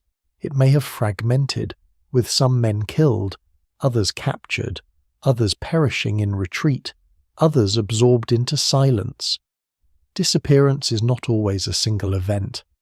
Sometimes it is a process that later storytelling compresses into a moment.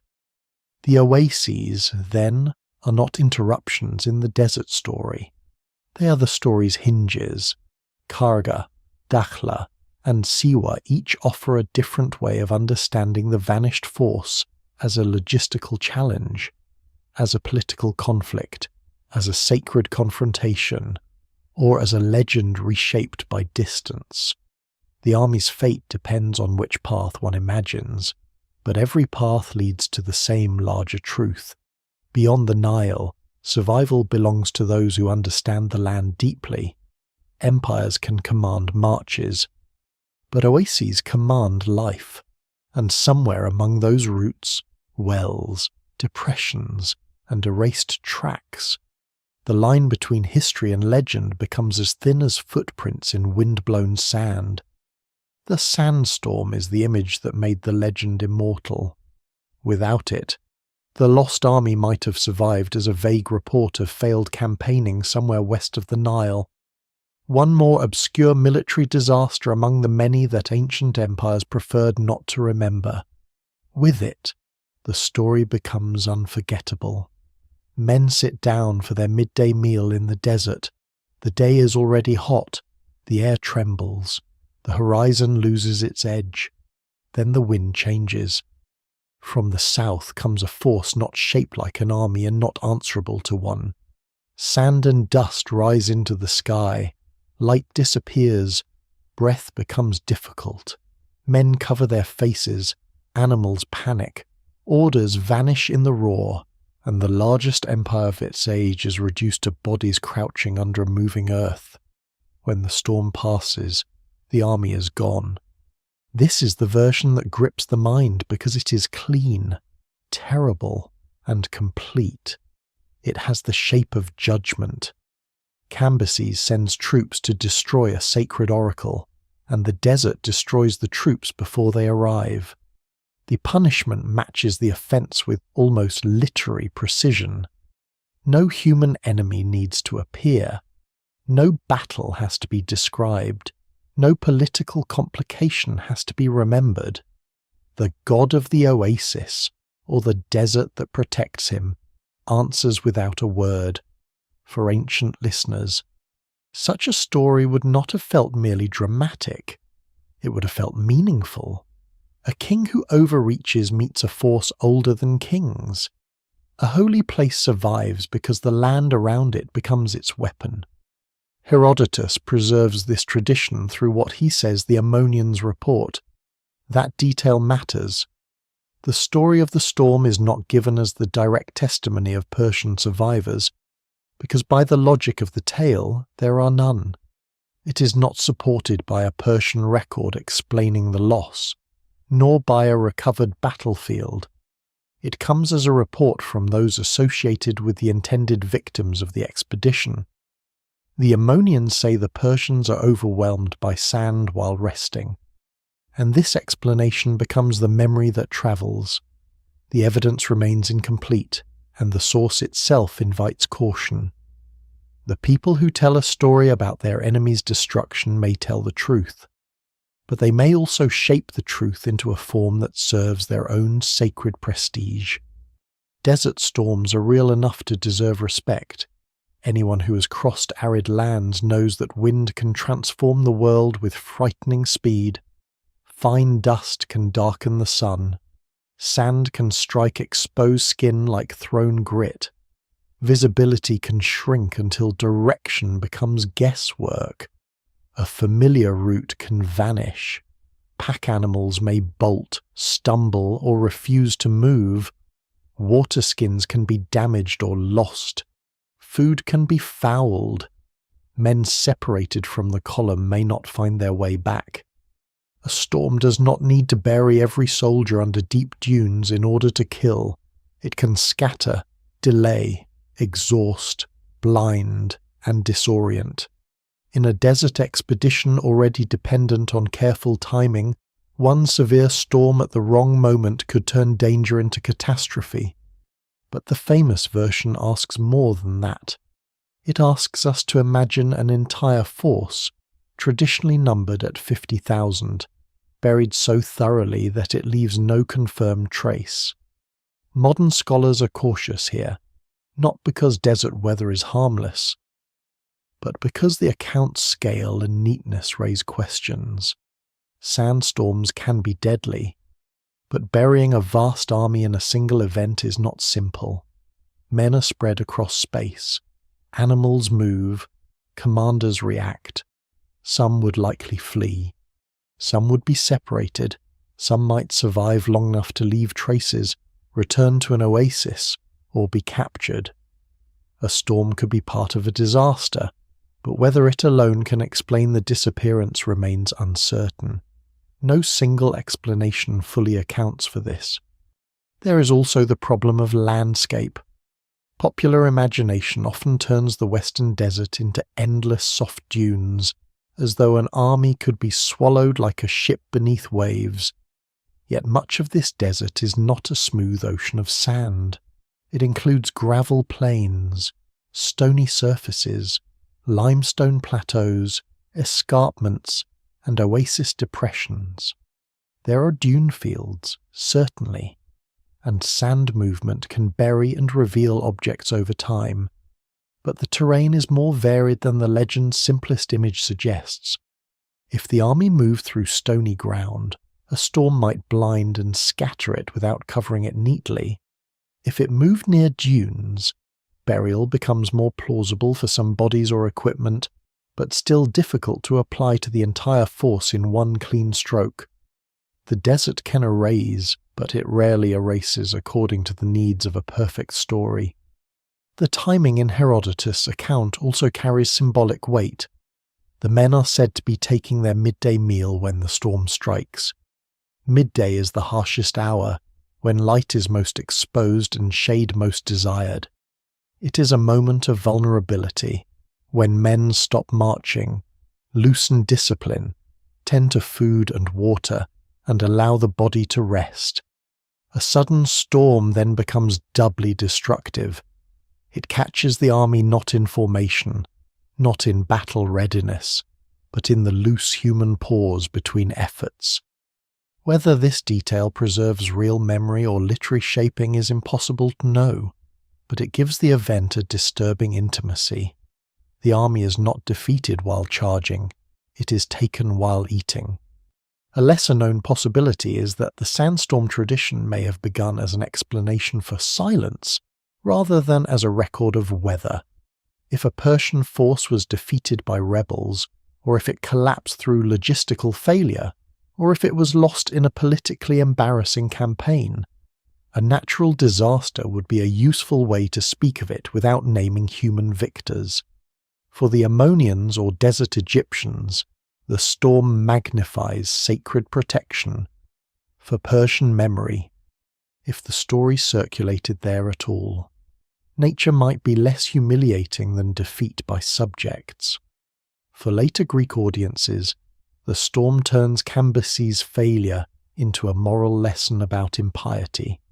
Different groups could preserve the same image for different reasons. The sandstorm may be false as a complete explanation, and still true as a cultural memory of overwhelming disaster.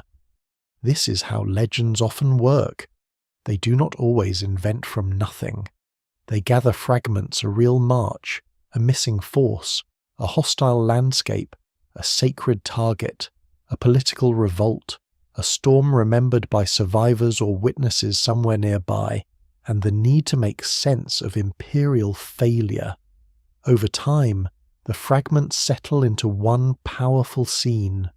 Wind rises, sand falls, the army vanishes, the human mess of causes becomes a single act of nature, almost divine in its simplicity.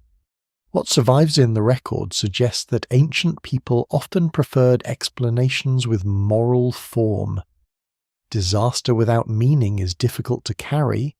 Disaster as punishment can be remembered. The sandstorm remains essential, then, not because it must be accepted literally in every detail, but because it reveals how the lost army was understood. It shows the desert as more than terrain.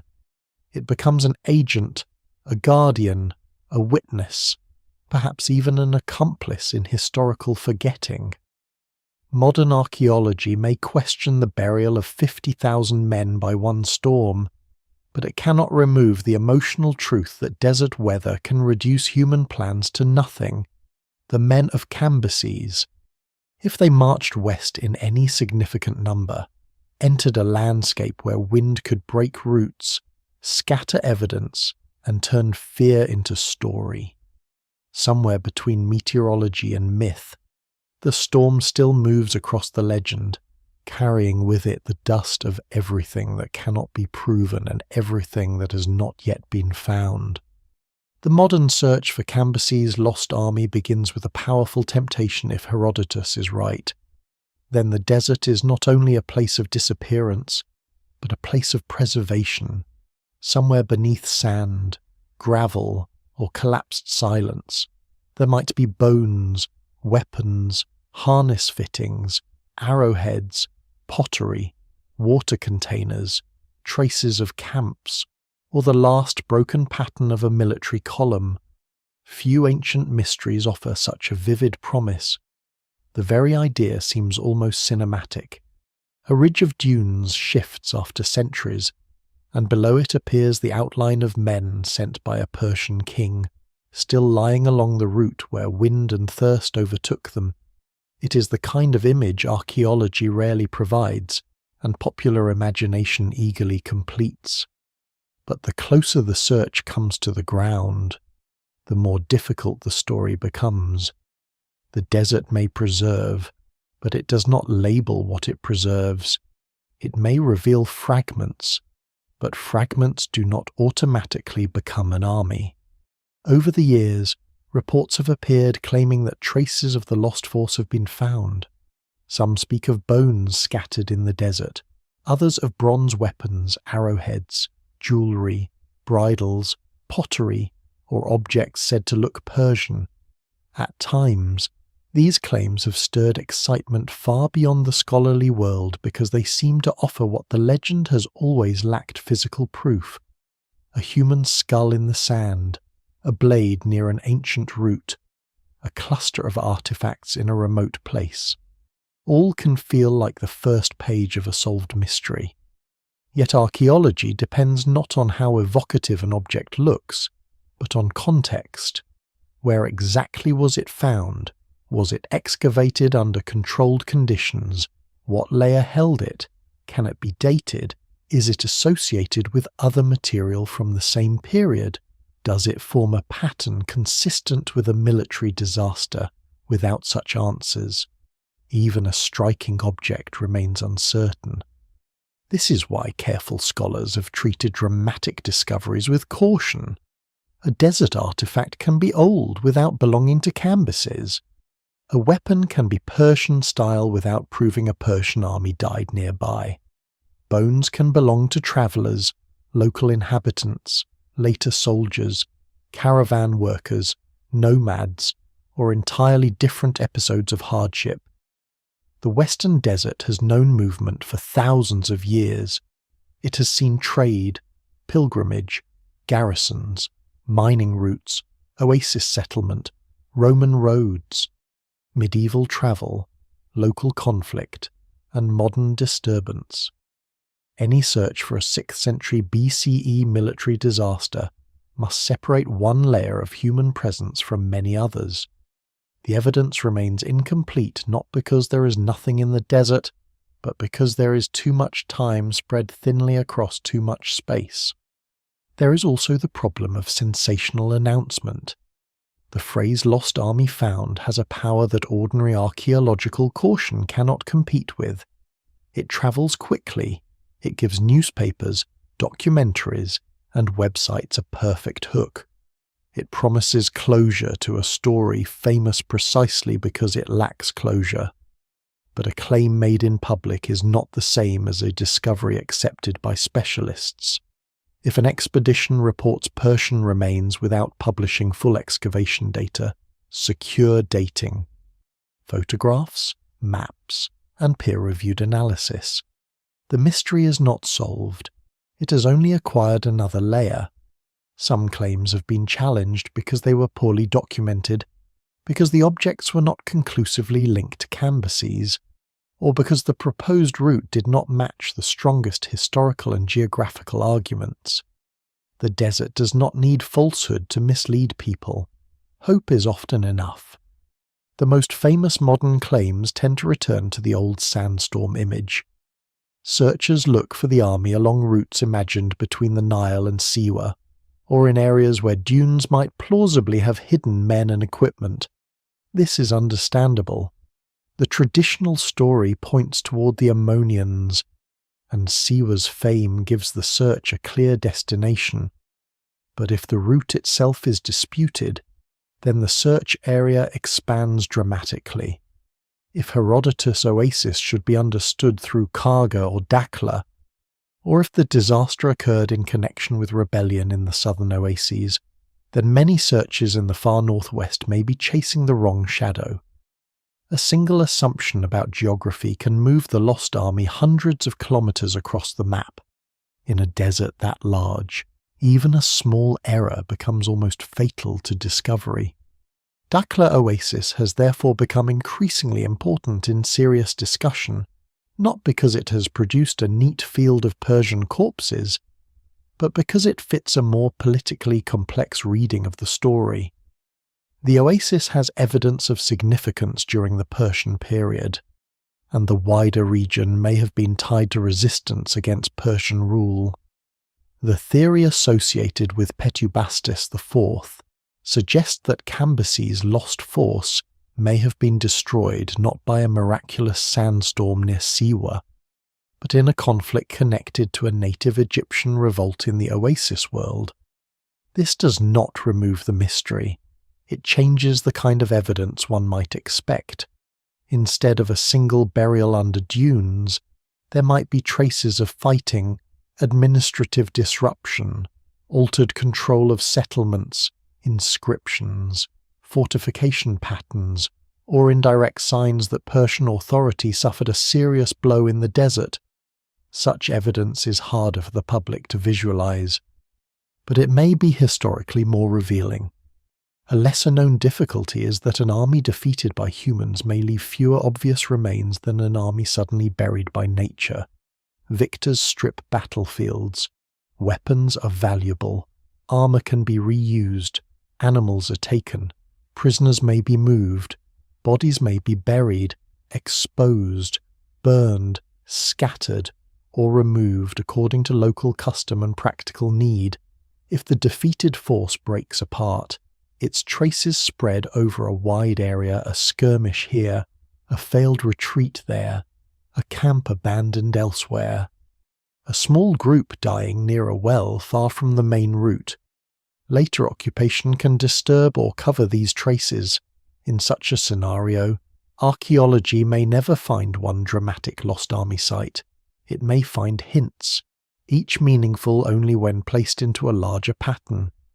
Even the bodies themselves, if any remain, would not speak plainly.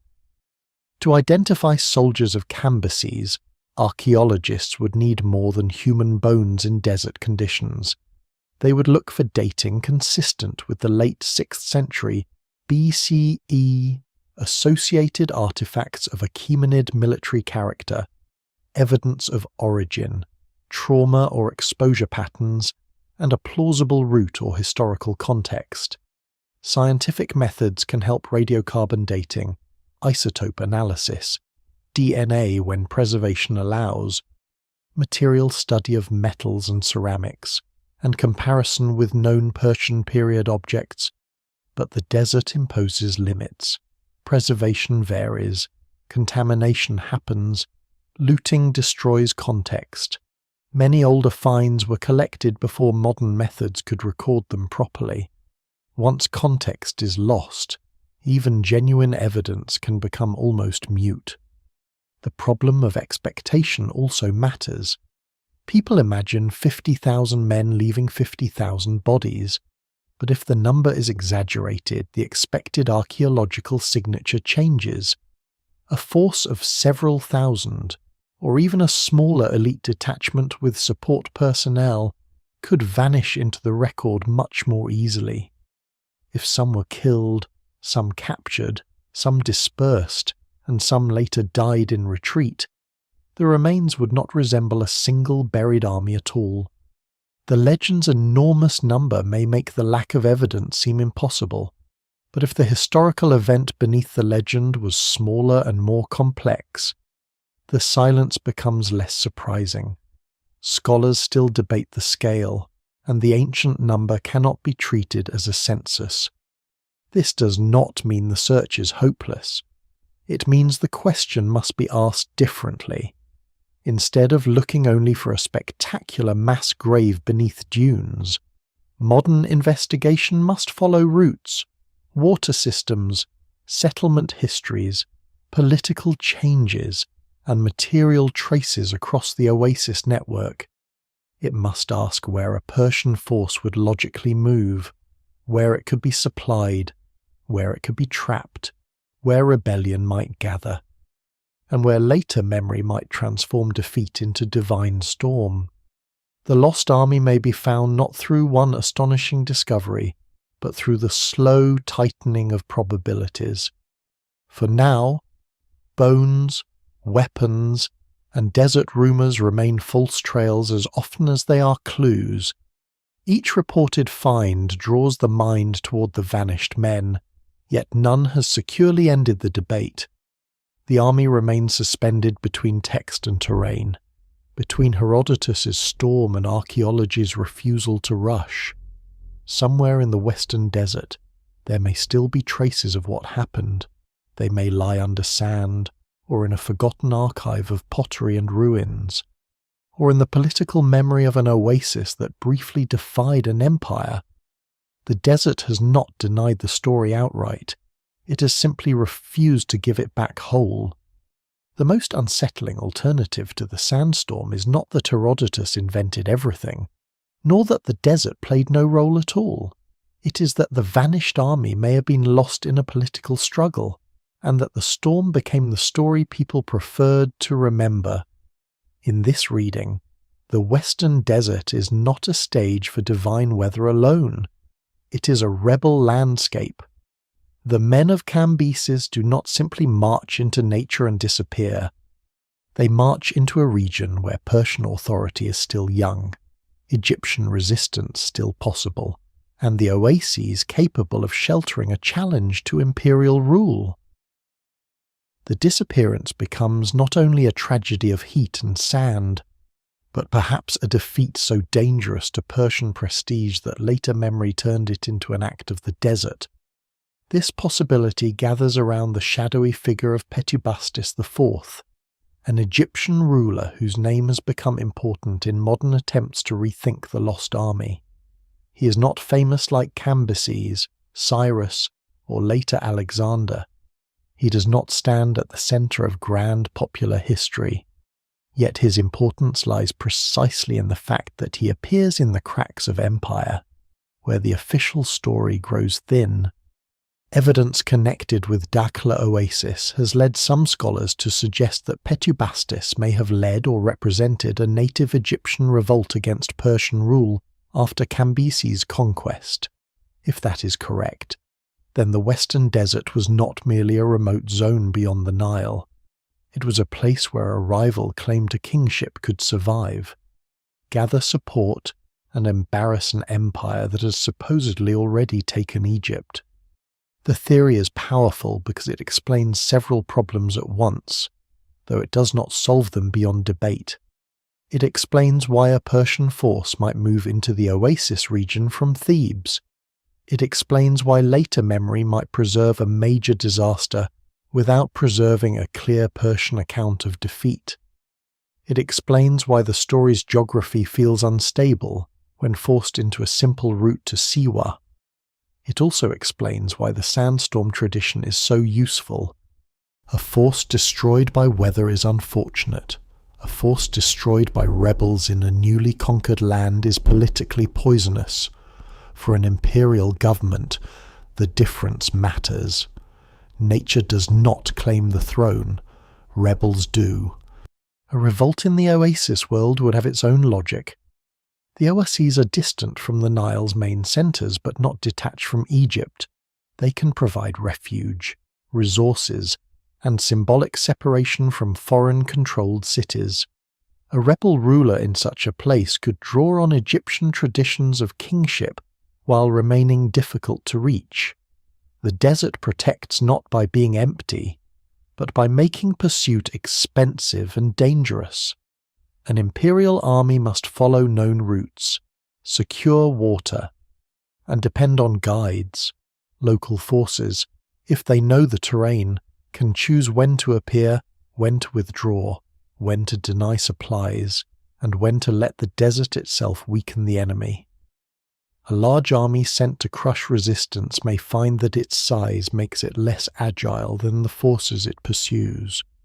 This does not mean one should imagine a simple ambush in which desert warriors suddenly annihilate 50,000 Persians in a single dramatic clash. That would merely replace one neat legend with another. The evidence remains incomplete.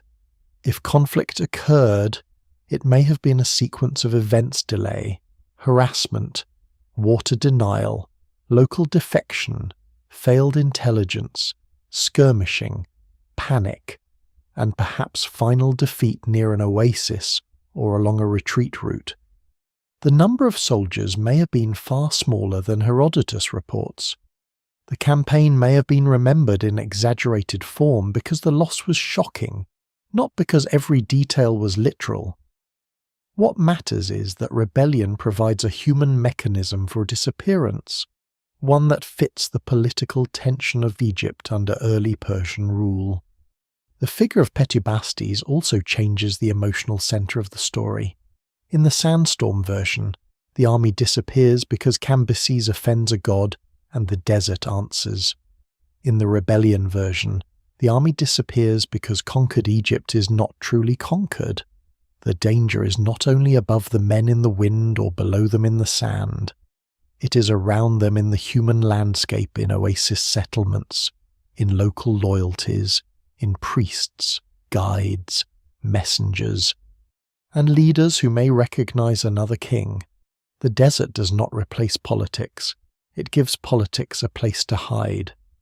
A lesser known but revealing detail is that revolts often survive in history unevenly. Victors record them as disturbances. Losers preserve them as heroism. Empires may erase them, minimize them, or fold them into other events.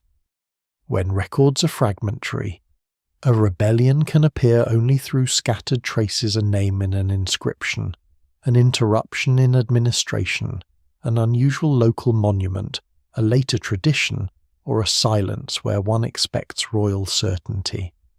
Petubastes IV belongs to this kind of difficult history. He is not a fully illuminated figure, and scholars still debate the exact scope and chronology of his revolt. But even the possibility of his resistance is enough to disturb the old image of the lost army as a purely environmental mystery. If Cambyses' force was sent to deal with this kind of threat, then its mission may have been described differently by different communities. Persian authorities might describe it as restoring order. Egyptian rebels might describe it as resisting foreign rule. Greek informants might later hear that Cambyses sent men against the Ammonians, or against a sacred desert power, and connect the disaster to the oracle. The Ammonians or oasis communities might frame the army's destruction as divine protection. Over time, the political details could blur, while the image of a king punished in the desert remained clear. History is often most durable when it becomes simple enough to retell. The rebellion theory does not require rejecting Herodotus entirely. It requires reading him through the conditions of transmission. He may preserve a real memory of a Persian military force sent westward from Thebes. He may preserve a real memory of that force failing catastrophically. He may preserve a real association with sacred desert authority, but the explanation he records, a great wind burying the army in sand, may be the legendary surface of a deeper event. No single explanation fully accounts for all the details, yet political defeat gives the story a motive for silence. It explains why an empire might not celebrate, record, or clarify what happened. It explains why the dead could vanish not only from the land, but from official memory. The danger of this interpretation is that it can become too attractive. It feels clever to replace myth with politics, and modern minds often prefer conspiracy, cover-up, or propaganda to miracle. But caution must remain. The evidence for a rebellion does not automatically prove that Petubastis destroyed Cambyses' army. The absence of Persian records does not prove deliberate erasure. The sandstorm may still preserve some real environmental disaster. The route may still involve the Ammonians in ways not fully understood. The responsible conclusion is not that the old story is false and the new theory is proven. It is that the lost army sits at the crossing point of several forces: imperial ambition, Egyptian resistance, desert geography, sacred memory, and later storytelling. Still, once the possibility of rebellion enters the story, the desert becomes more crowded. It is no longer a vast emptiness waiting to swallow men by accident. It is a contested frontier where local knowledge can defeat imperial order, where a hidden king can matter more than a visible army, and where defeat can be buried under words as effectively as under sand. Somewhere west of the Nile, Cambyses' men may have discovered that Egypt's conquest was not finished when Memphis fell. The river kingdom had another face, drier, quieter, harder to control, and in that face of Egypt, an army could vanish into politics before it vanished into legend. Even if no rebel ever struck the marching column, even if no single wall of sand buried the men at their midday meal, the army could still have died in the desert by a slower and more ordinary cruelty. Heat and thirst do not need to be legendary to be devastating. They do not require a dramatic moment that later storytellers can carve into memory. They work by reducing an army into individuals, then reducing individuals into bodies with failing strength, confused judgment, and narrowing hope. In this version of the mystery, Cambyses' force collapses not because of one miraculous storm or one heroic ambush, but because the expedition crosses the invisible threshold beyond which planning no longer keeps pace with need. The disaster begins as a miscalculation and ends as disappearance. Desert collapse is often misunderstood because it is imagined too suddenly. The mind wants a moment the storm arrives, the enemy attacks, the sand opens, the army vanishes. But logistical failure is more patient. It may begin days before anyone recognizes it. A commander accepts an optimistic estimate of distance. A guide promises water that is farther than expected. A well produces less than the army requires. Pack animals consume more than planned. A delay at an oasis pushes the march into worse heat. A detour avoids danger but lengthens the route. A small loss of water, meaningless in the Nile Valley, becomes fatal after 2 more days of marching.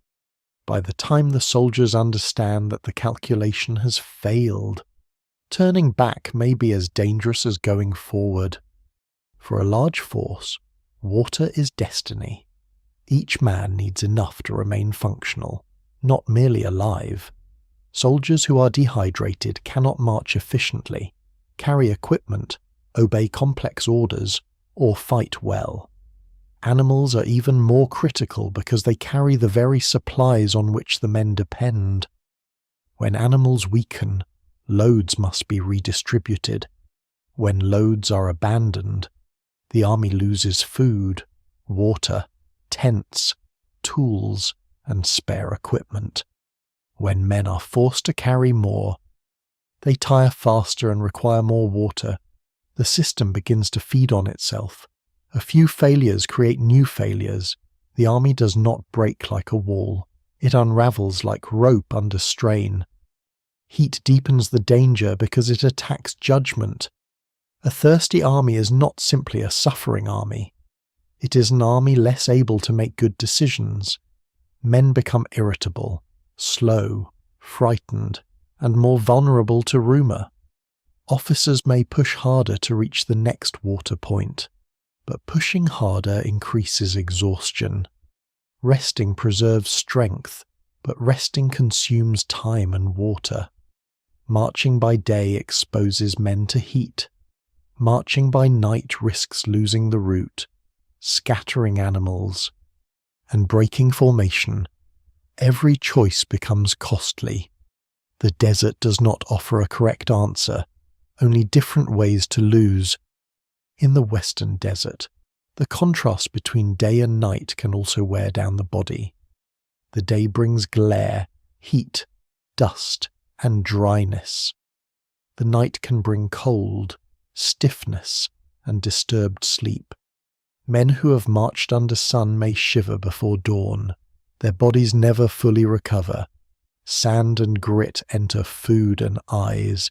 Feet blister. Leather hardens. Water containers leak or become contaminated. Small injuries that would be minor near a settlement become serious when the march must continue. The evidence remains incomplete, but any real expedition into such conditions would be vulnerable not just to spectacular disaster, but to the accumulated punishment of ordinary exposure. There is also disorientation. Thirst changes perception, but the desert itself contributes. Heat shimmer can make distance deceptive. A dark ridge seems close and remains distant for hours. A depression looks like a possible basin and offers nothing. Tracks split or fade. Wind covers footprints. A column that spreads too far may lose contact between its sections. Scouts may fail to return, not because they are killed, but because the route behind them no longer looks the same.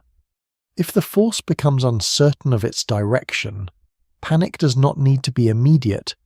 It can begin quietly, with officers arguing, guides being blamed, and men noticing that confidence has left the voices of command. A lesser-known danger in desert expeditions is the collapse of hierarchy under survival stress. Armies are built on order, but thirst makes order harder to maintain. Guards may be placed around water stores, not merely against enemies, but against desperate men. Rations may be reduced, and reduced rations create resentment. If some units believe others are receiving more water, discipline weakens. If animals are slaughtered, abandoned, or stripped of loads, men understand that the expedition is in trouble. If local guides are suspected of betrayal, they may be threatened or killed, and with them goes the knowledge that might still save the column. A crisis of supply can become a crisis of trust. This kind of collapse would also help explain why the story left so little clear evidence. A force dying by heat and thirst might not remain in one compact place. It could fragment. Some groups push toward a rumoured well. Others attempt to return. Some stay with failing animals. Some follow guides. Some abandon heavy gear. Some are captured or taken in by local communities. Some die along the route in small clusters rather than in one dramatic field. Later travellers might strip useful material. Wind and sun would do the rest. If this happened, the army would disappear not as one buried mass, but as a series of fading traces spread across a huge landscape. Such a disappearance is harder to find and easier for legend to simplify. The sandstorm tradition can fit inside this broader collapse without being the whole explanation. A severe storm striking an already weakened force could be catastrophic. It could scatter the column, hide the route, damage supplies, blind animals, and separate men from officers. It could be remembered as the final event because final events are easier to tell than long chains of failure. A survivor in a nearby oasis, or a local observer, might remember the storm as the moment the Persians ceased to be a coherent army. Later tradition could turn that into the storm that buried them all. What survives in the record may therefore preserve the emotional truth of sudden ruin while obscuring the practical decline that made sudden ruin possible. The rebellion theory can also coexist with environmental collapse. A local enemy does not need to defeat a healthy imperial army in open battle. It needs only to worsen the army's problems, deny water, destroy supplies, mislead scouts, harass the rear, draw the force deeper, strike when thirst has already weakened discipline. In such a scenario, nature and politics become inseparable. The desert becomes an ally not because it chooses sides, but because those who know it can make outsiders suffer within it.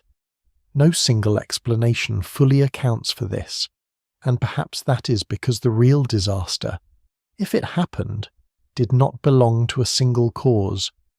The phrase lost army suggests a clean disappearance, but human beings do not vanish cleanly. They struggle, decide, scatter, endure, and sometimes survive in forms that records never capture. Some men may have escaped and been absorbed into silence. Some may have been taken prisoner. Some may have reached settlements under conditions that later storytellers ignored because survival ruins the perfection of a legend. Others may have died far from the main route, leaving no object that could ever be connected securely to Cambyses. The army as an institution may have vanished even if not every man did. For an empire, that distinction matters little. A force sent west that never returns as a force is a disaster. By this point in the story, the desert has become more than an obstacle. It is a system that punishes arrogance, error, and ignorance with the same indifference. Cambyses' command may have launched the expedition, but heat and thirst would have judged it hour by hour. The men might have looked for enemies on the horizon and found none, while the true enemy moved inside their own bodies, drying the mouth, slowing the blood, weakening the hand around the spear. Whether or not the final memory became a storm, whether or not rebellion struck the column, the desert's simplest weapons were always there: light, distance, silence. The next water just a little farther away than the army could survive. The silence around Cambyses' lost army is almost as important as the story itself. An army can vanish in sand, but it can also vanish in records, and in some ways the second disappearance is harder to explain. Ancient empires are not silent by nature. They count, tax, command, boast, commemorate, and justify. They carve royal names into stone. They send orders through officials. They preserve lists, tribute, titles, victories, and acts of divine favour. Egypt, even before Persia arrives, is one of the great record-making civilizations of the ancient world. Persia, too, understands the political power of inscription and memory. Yet the supposed loss of a vast force in the western desert leaves no clear official Persian confession, no surviving royal lament, no Egyptian temple narrative that explains the disaster in plain terms, no administrative file that says where the men went and why they did not return. The army is loud in Herodotus and quiet almost everywhere else. At first, this seems strange enough to feel suspicious. If 50,000 soldiers disappeared, surely someone would have recorded it. Surely an empire would need to account for the missing men, the lost supplies, the failed mission, the commanders who did not come back. But ancient records survive unevenly, and what survives is never the same as what once existed. Papyrus decays, archives burn or are reused, inscriptions break, temples are dismantled, and official texts are selective even when they survive perfectly. The evidence remains incomplete in the most literal sense. The absence of a record does not prove that an event did not happen. It proves only that no surviving record has yet been found that describes it directly. Still, absence can have meaning. Persian royal inscriptions are not neutral reports. They are instruments of authority. They present the king as chosen, victorious, orderly, and protected by divine favour. They are not designed to preserve embarrassment in full.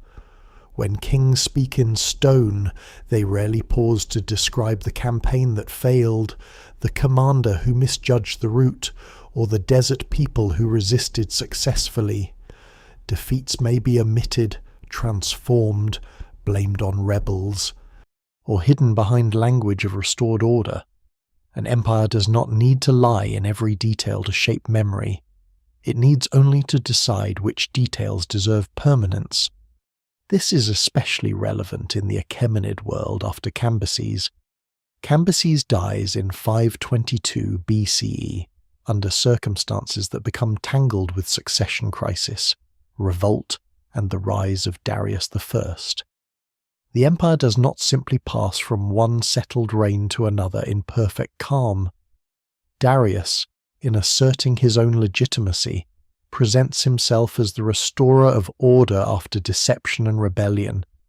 His inscriptions describe a world in which false kings arise and are crushed, because his political message depends on showing that chaos existed before he mastered it. Within that larger struggle for royal legitimacy, a failed expedition under Cambyses would have been inconvenient material. It might not serve Darius to dwell on Persian weakness in Egypt, unless he could frame it within his own triumph. If the disaster belonged to a revolt later suppressed, the official memory would likely emphasize restoration, not humiliation. Egyptian records are no simpler. It is tempting to imagine Egyptian temples eagerly preserving every Persian failure, especially if a native revolt embarrassed the conquerors. But Egyptian priesthoods and local elites had to survive under the rulers who actually held power. Some cooperated with Cambyses or later Persian administration. Some negotiated privileges, temple support, and local authority under the new regime. Open celebration of a Persian defeat might be dangerous if Persia returned with force. Even resistance can become quiet when the victors control the official spaces of writing.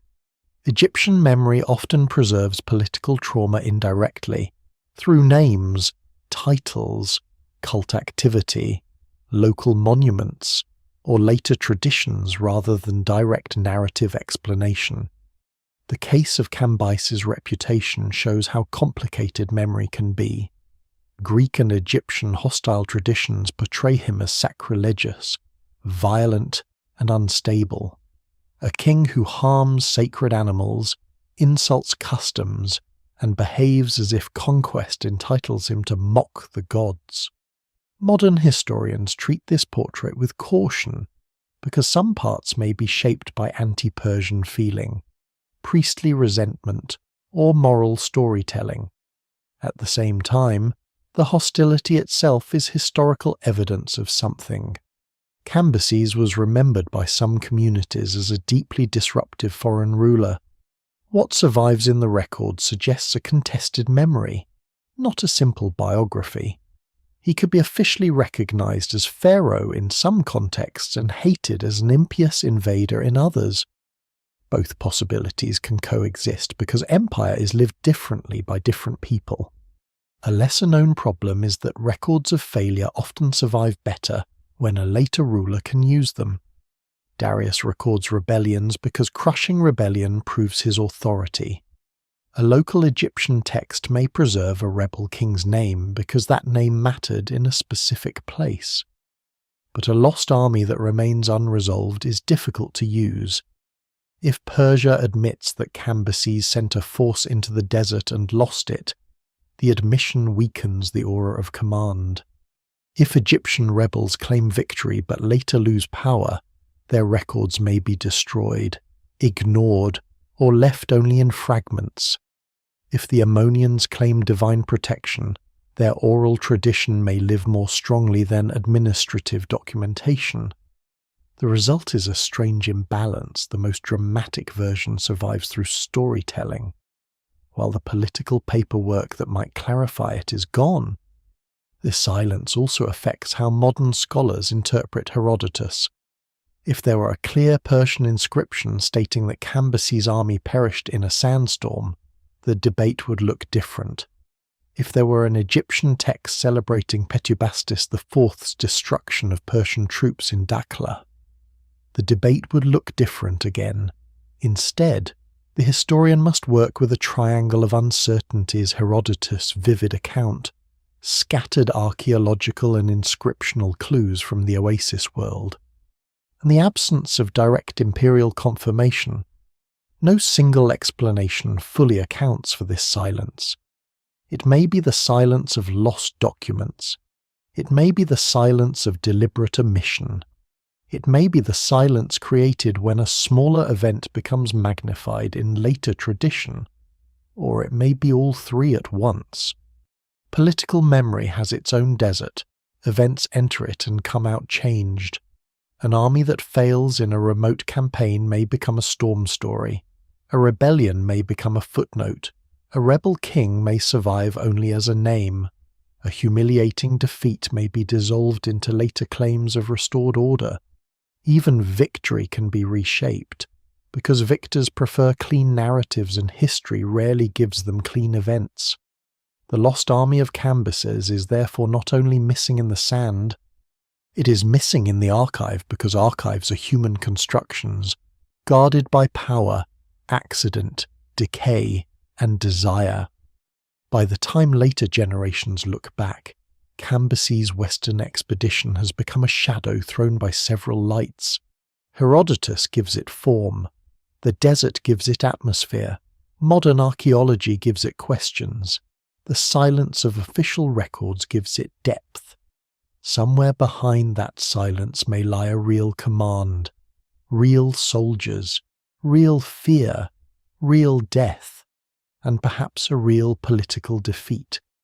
But the people most able to explain it either did not write, wrote on materials that vanished, or wrote in ways that served authority more than truth.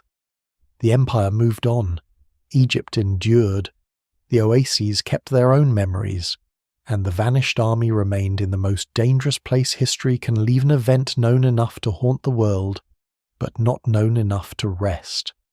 Once an army disappears from reliable record, legend begins to do what archives cannot. It gives shape to silence. It gives intention to accident. It gives the dead a scene, the king a lesson, the desert a will. The lost army of Cambyses survives for so long not because its evidence is abundant, but because its image is almost perfectly balanced between history and warning. A great king conquers Egypt, the oldest and most sacred of lands. He sends men westward against an oracle hidden in the desert. They march beyond the Nile, beyond easy water, beyond the world where imperial systems function smoothly. Then they vanish. Whether one believes the storm, doubts the route, suspects rebellion, or sees a chain of logistical failures, the story continues to work because it says something ancient people understood well. Conquest has edges, and beyond those edges power becomes fragile. For the Greeks who later received the story through Herodotus, Cambyses is a useful figure of overreach. Persia is the great imperial shadow in Greek memory, the enormous power that invaded, demanded submission, and seemed at times to stretch beyond human scale. A tale in which a Persian king sends an army into the desert and loses it to forces he cannot command fits a moral imagination shaped by the struggle against empire. It does not need to be invented from nothing to become symbolic. A real failed expedition, a real desert disaster, or a real defeat in the oases could be remembered in a way that made Cambyses stand for the danger of arrogant rule. The details may remain uncertain, but the moral outline is clear enough to survive. For Egyptians, the story has a different power. It places the foreign conqueror in conflict with sacred geography. Egypt is not only the Nile Valley under occupation, it is also temples, gods, deserts, oases, and older forms of legitimacy that do not vanish when a capital falls. In the legend, Cambyses can take cities, but he cannot master the divine world beyond them. The oracle remains out of reach. The desert defends what soldiers threaten. Even if the historical event beneath the legend was a political defeat connected to Egyptian resistance, the story still becomes a declaration that foreign power is limited. It may rule by force, but it cannot own all memory. It cannot make the landscape forget whose gods and kings came before. For desert communities, the story also carries prestige. A remote oasis that survives imperial aggression becomes more than remote. It becomes protected, chosen, feared. To say that an army sent against the oracle was swallowed before reaching it is to enlarge the sanctuary's authority. The oracle does not need to argue with Cambyses. It does not need to send an army of its own. The route itself becomes judgment. This kind of sacred geography can be more durable than political control. Empires rise and fall. The story of a protected holy place continues to travel. Yet legends are rarely innocent. They simplify, they select, they make one cause stand where many causes may have worked together. The sandstorm tradition is powerful because it offers a single unforgettable answer, but the evidence remains incomplete, and modern archaeology asks us to look beneath that answer, or at least around it. Perhaps the army did not vanish in a single moment. Perhaps the force was smaller than 50,000. Perhaps the soldiers were defeated by rebels associated with a native Egyptian claim to kingship. Perhaps the storm was one remembered event in a wider collapse. Perhaps the route itself has been misunderstood for centuries because later readers assumed Siwa, where the original geography may have pointed toward the southern oases. Every possibility changes the story, but none destroys its meaning. If anything, the uncertainty makes the legend more human. A lesser-known reason the tale endures is that it satisfies two opposite desires at once. It offers spectacle, the vision of an entire army buried by wind, but it also invites investigation, because the spectacle is not fully proven. This combination is rare. Some ancient legends are too fantastical to pursue. Some historical events are too well documented to remain mysterious. Cambyses' lost army sits between them. It is plausible enough to search for, dramatic enough to remember, and uncertain enough to resist closure. That is why each reported discovery, each new interpretation, and each careful objection keeps the story alive. The mystery is not a static relic. It is an argument still moving through time. The legend also captures the weakness at the heart of imperial expansion. Empires often imagine space as something that can be measured, taxed, occupied, and crossed. They turn lands into provinces, roads into arteries, local rulers into subjects, sacred places into administrative problems. But deserts refuse easy conversion into imperial order. They can be mapped, crossed, and even governed in places, but they remain dangerous because their power is distributed through absence. An empire knows how to fight a rival army. It knows how to take a city. It knows how to install a governor. It is less comfortable when the enemy is distance, heat, local knowledge, fragile water, and the possibility that the people who appear obedient at one well may become invisible by the next. In that sense, the lost army becomes an emblem of a broader truth. The margins of empires are often where history is least clear and most revealing. At the centre, kings speak loudly. At the margins, the record breaks, and one begins to see what power cannot fully control. The western desert was not the centre of Cambyses' empire, but it may reveal more about the limits of that empire than the conquest of Memphis does. A victory in the Nile Valley shows Persia's reach. A disappearance in the desert shows where that reach may have failed. The tale's later afterlife only strengthens this image. Travellers, Writers, archaeologists, and documentary makers return to it because it offers a perfect ancient riddle, a named king, a huge number, a sacred target, a deadly landscape, and no final proof. Each age reshapes the story according to its own habits. Earlier audiences may hear divine punishment. Imperial historians may hear a cautionary tale about logistics. Archaeologists hear a problem of root, evidence, and context. Modern viewers hear the eerie possibility of remains still hidden under sand. Popular culture often returns to the storm because it is visually irresistible, while scholarship keeps pulling the story back toward politics, geography, and uncertainty. The army vanishes again and again, in a slightly different way each time. What survives in the record suggests that the legend should not be treated as pure fantasy or simple fact. It is better understood as a dense historical memory, one that may preserve the outline of a real event while disguising its mechanisms. There may have been an expedition, there may have been a disaster, there may have been an oracle, a rebellion, a storm, a failed route, and a political silence afterward. The legend is the form in which those fragments became portable. It carried the disaster across centuries because it made the unknown memorable.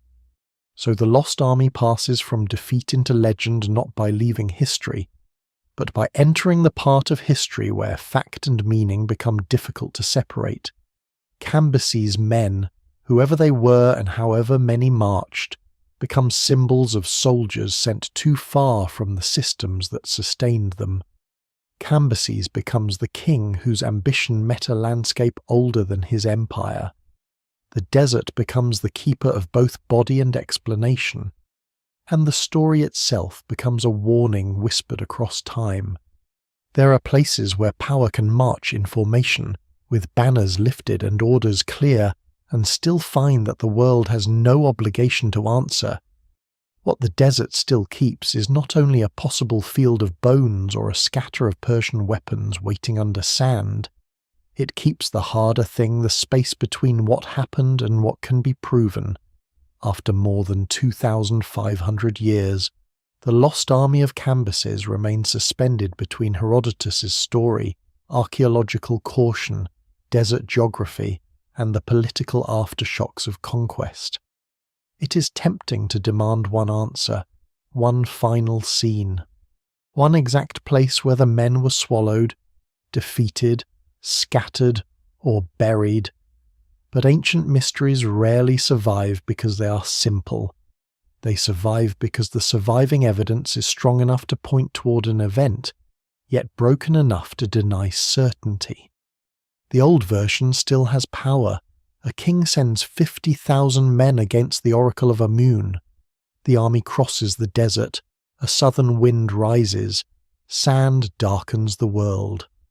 When the air clears, Persia has lost not only soldiers, but the illusion that command can reach everywhere. This version is unforgettable, and it may preserve some memory of real weather, real panic, and real death. But modern inquiry has made the story less neat and more interesting. Scholars still debate whether the number is exaggerated, whether the route truly points to Siwa, whether the oasis in Herodotus may instead lead the investigation toward Karga or Dakhla, and whether a political disaster connected to Egyptian resistance lies beneath the sandstorm tradition. The evidence remains incomplete, and no securely verified discovery has yet turned the legend into a closed case. That uncertainty is not failure. It is the honest condition of studying a world where records are partial, landscapes change, and memory is shaped by power. If the army was buried by a storm, the desert has hidden one of antiquity's most dramatic mass deaths with astonishing effectiveness. If the army was defeated in rebellion, then the mystery reveals something even more unsettling: that a foreign empire could lose men, prestige, and control in Egypt's oasis frontier. and that the loss could later be transformed into a story of weather and divine punishment. If the army collapsed through thirst, miscalculation, and failed logistics, then its fate becomes a warning about the arrogance of moving too much human ambition into a land governed by water. And if several of these forces work together, then the truth may be more fragmented than legend allows. The desert itself encourages fragmentation. A defeated army may not leave a single grave. A starving column may split into desperate groups. A storm may scatter men already weakened by thirst. Local fighters may strip weapons and animals. Survivors may be absorbed into silence. Bodies may lie far from one another, exposed on stone, buried in dunes, disturbed by later travellers, or destroyed by time. Even if archaeology finds traces, the hardest question will remain context.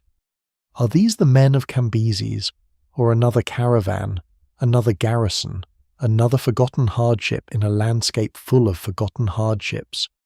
The Western Desert has never belonged to one story alone. Yet this is also why the mystery endures with such force. It does not ask only where the army went. It asks how history itself disappears. Some events are buried physically, others are buried politically, some are buried by accident, others by embarrassment, others by the needs of later storytellers. Cambyses' lost army may have been erased by all these processes at once. Sand may have covered tracks.